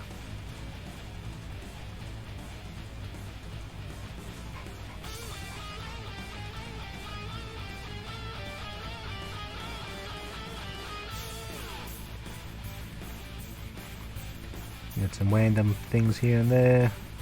You got red houses, you got yellow houses.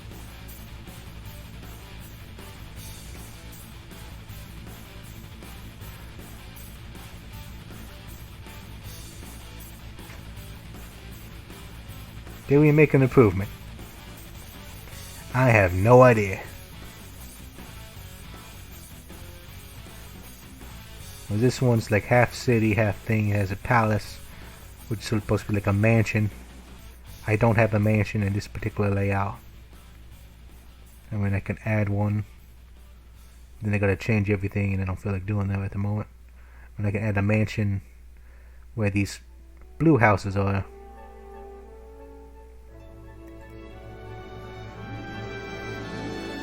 But I'm not going to. It's a town. Have the arena be the spotlight.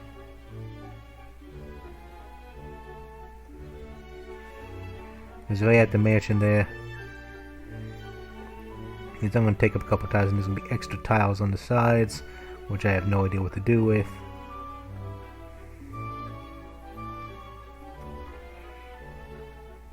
Because this one's all single tile, which is bad. This one opens it up a bit more. Yeah, there's like some alleys and stuff, but no one cares about that. And I can add another, I can extend this, because this doesn't really need to be open.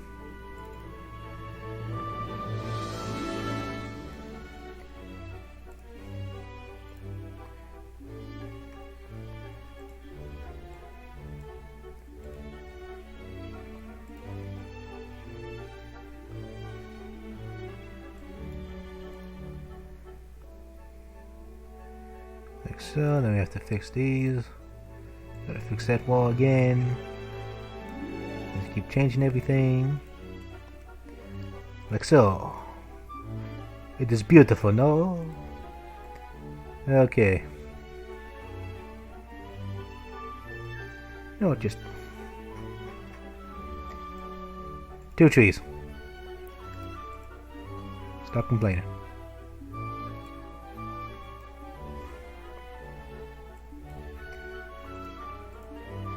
You happy? You better be. I don't want to hear any complaint out of you.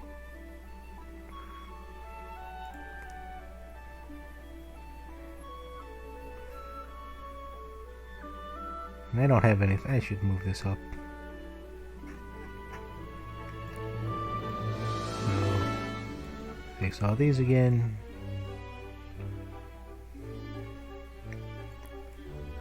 And I just want to just add it here.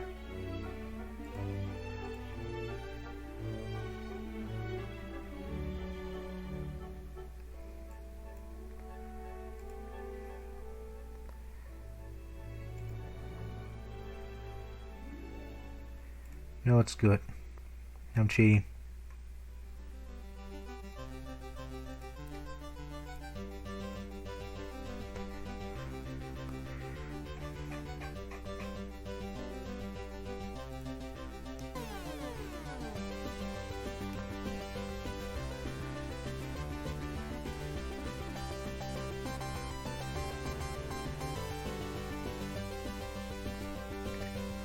Cheat. Put these here. Put that there.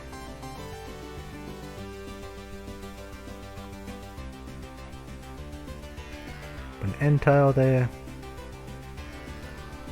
Put single, single. One of you. One of you. Closing tiles.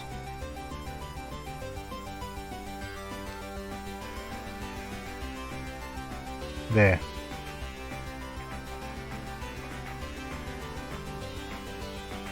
Now the single tile entrances, and 2 tile entrances over there. Yeah, they're bottlenecky. I sort of don't care anymore. Like, I don't care anymore. I'm at that point.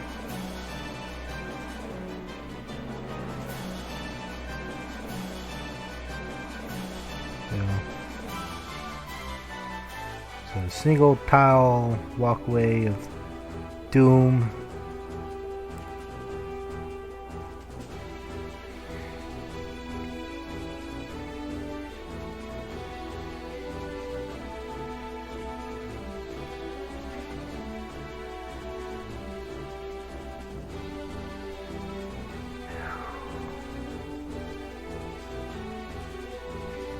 I mean, it's different.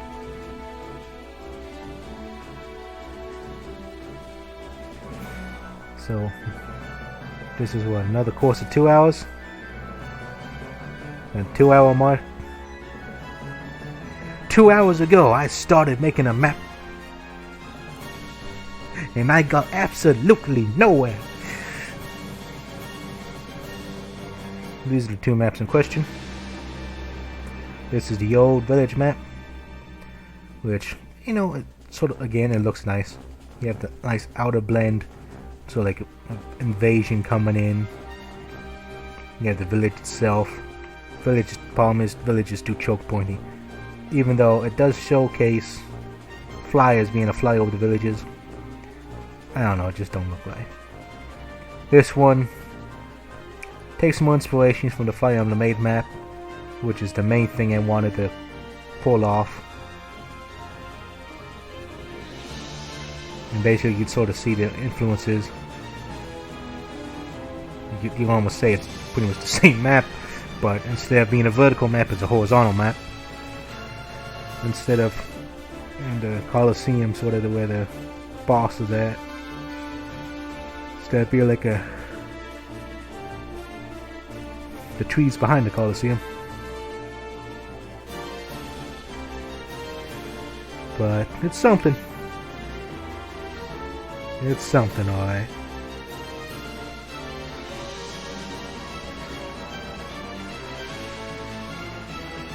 I mean, honestly, I don't know. I may have to end up...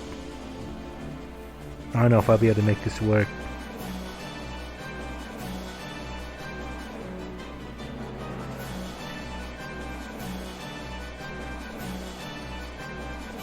But, well, I'll sleep on it, see what Rested Mind thinks about it when he wakes up and looks at his masterpiece that he created in the morning or in the afternoon whenever he wakes from his slumber.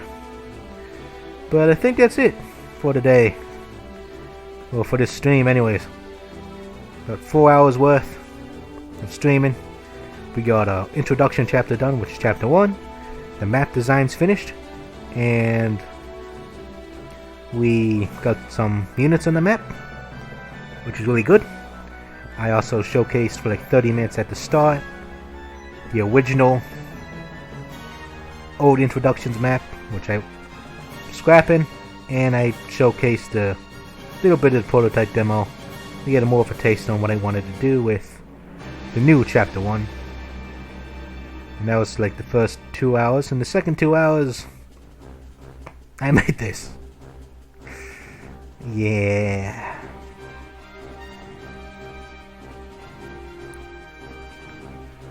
I'm not too proud of it, but anyways, everybody, go to save, exit,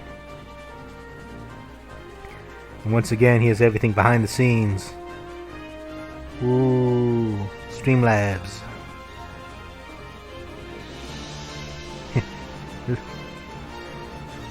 Over, guys. Go home. Go to sleep, me. Say that to the abyss world out there in the world of nothingness, the broadcasting. That's alright. I whambled on long enough. I'm sleep deprived, I guess. I don't know. Thank you all for showing up, watching the stream if you're from the future, and listen to an old man ramble about random stuff. Until next time, have a good one. Good night.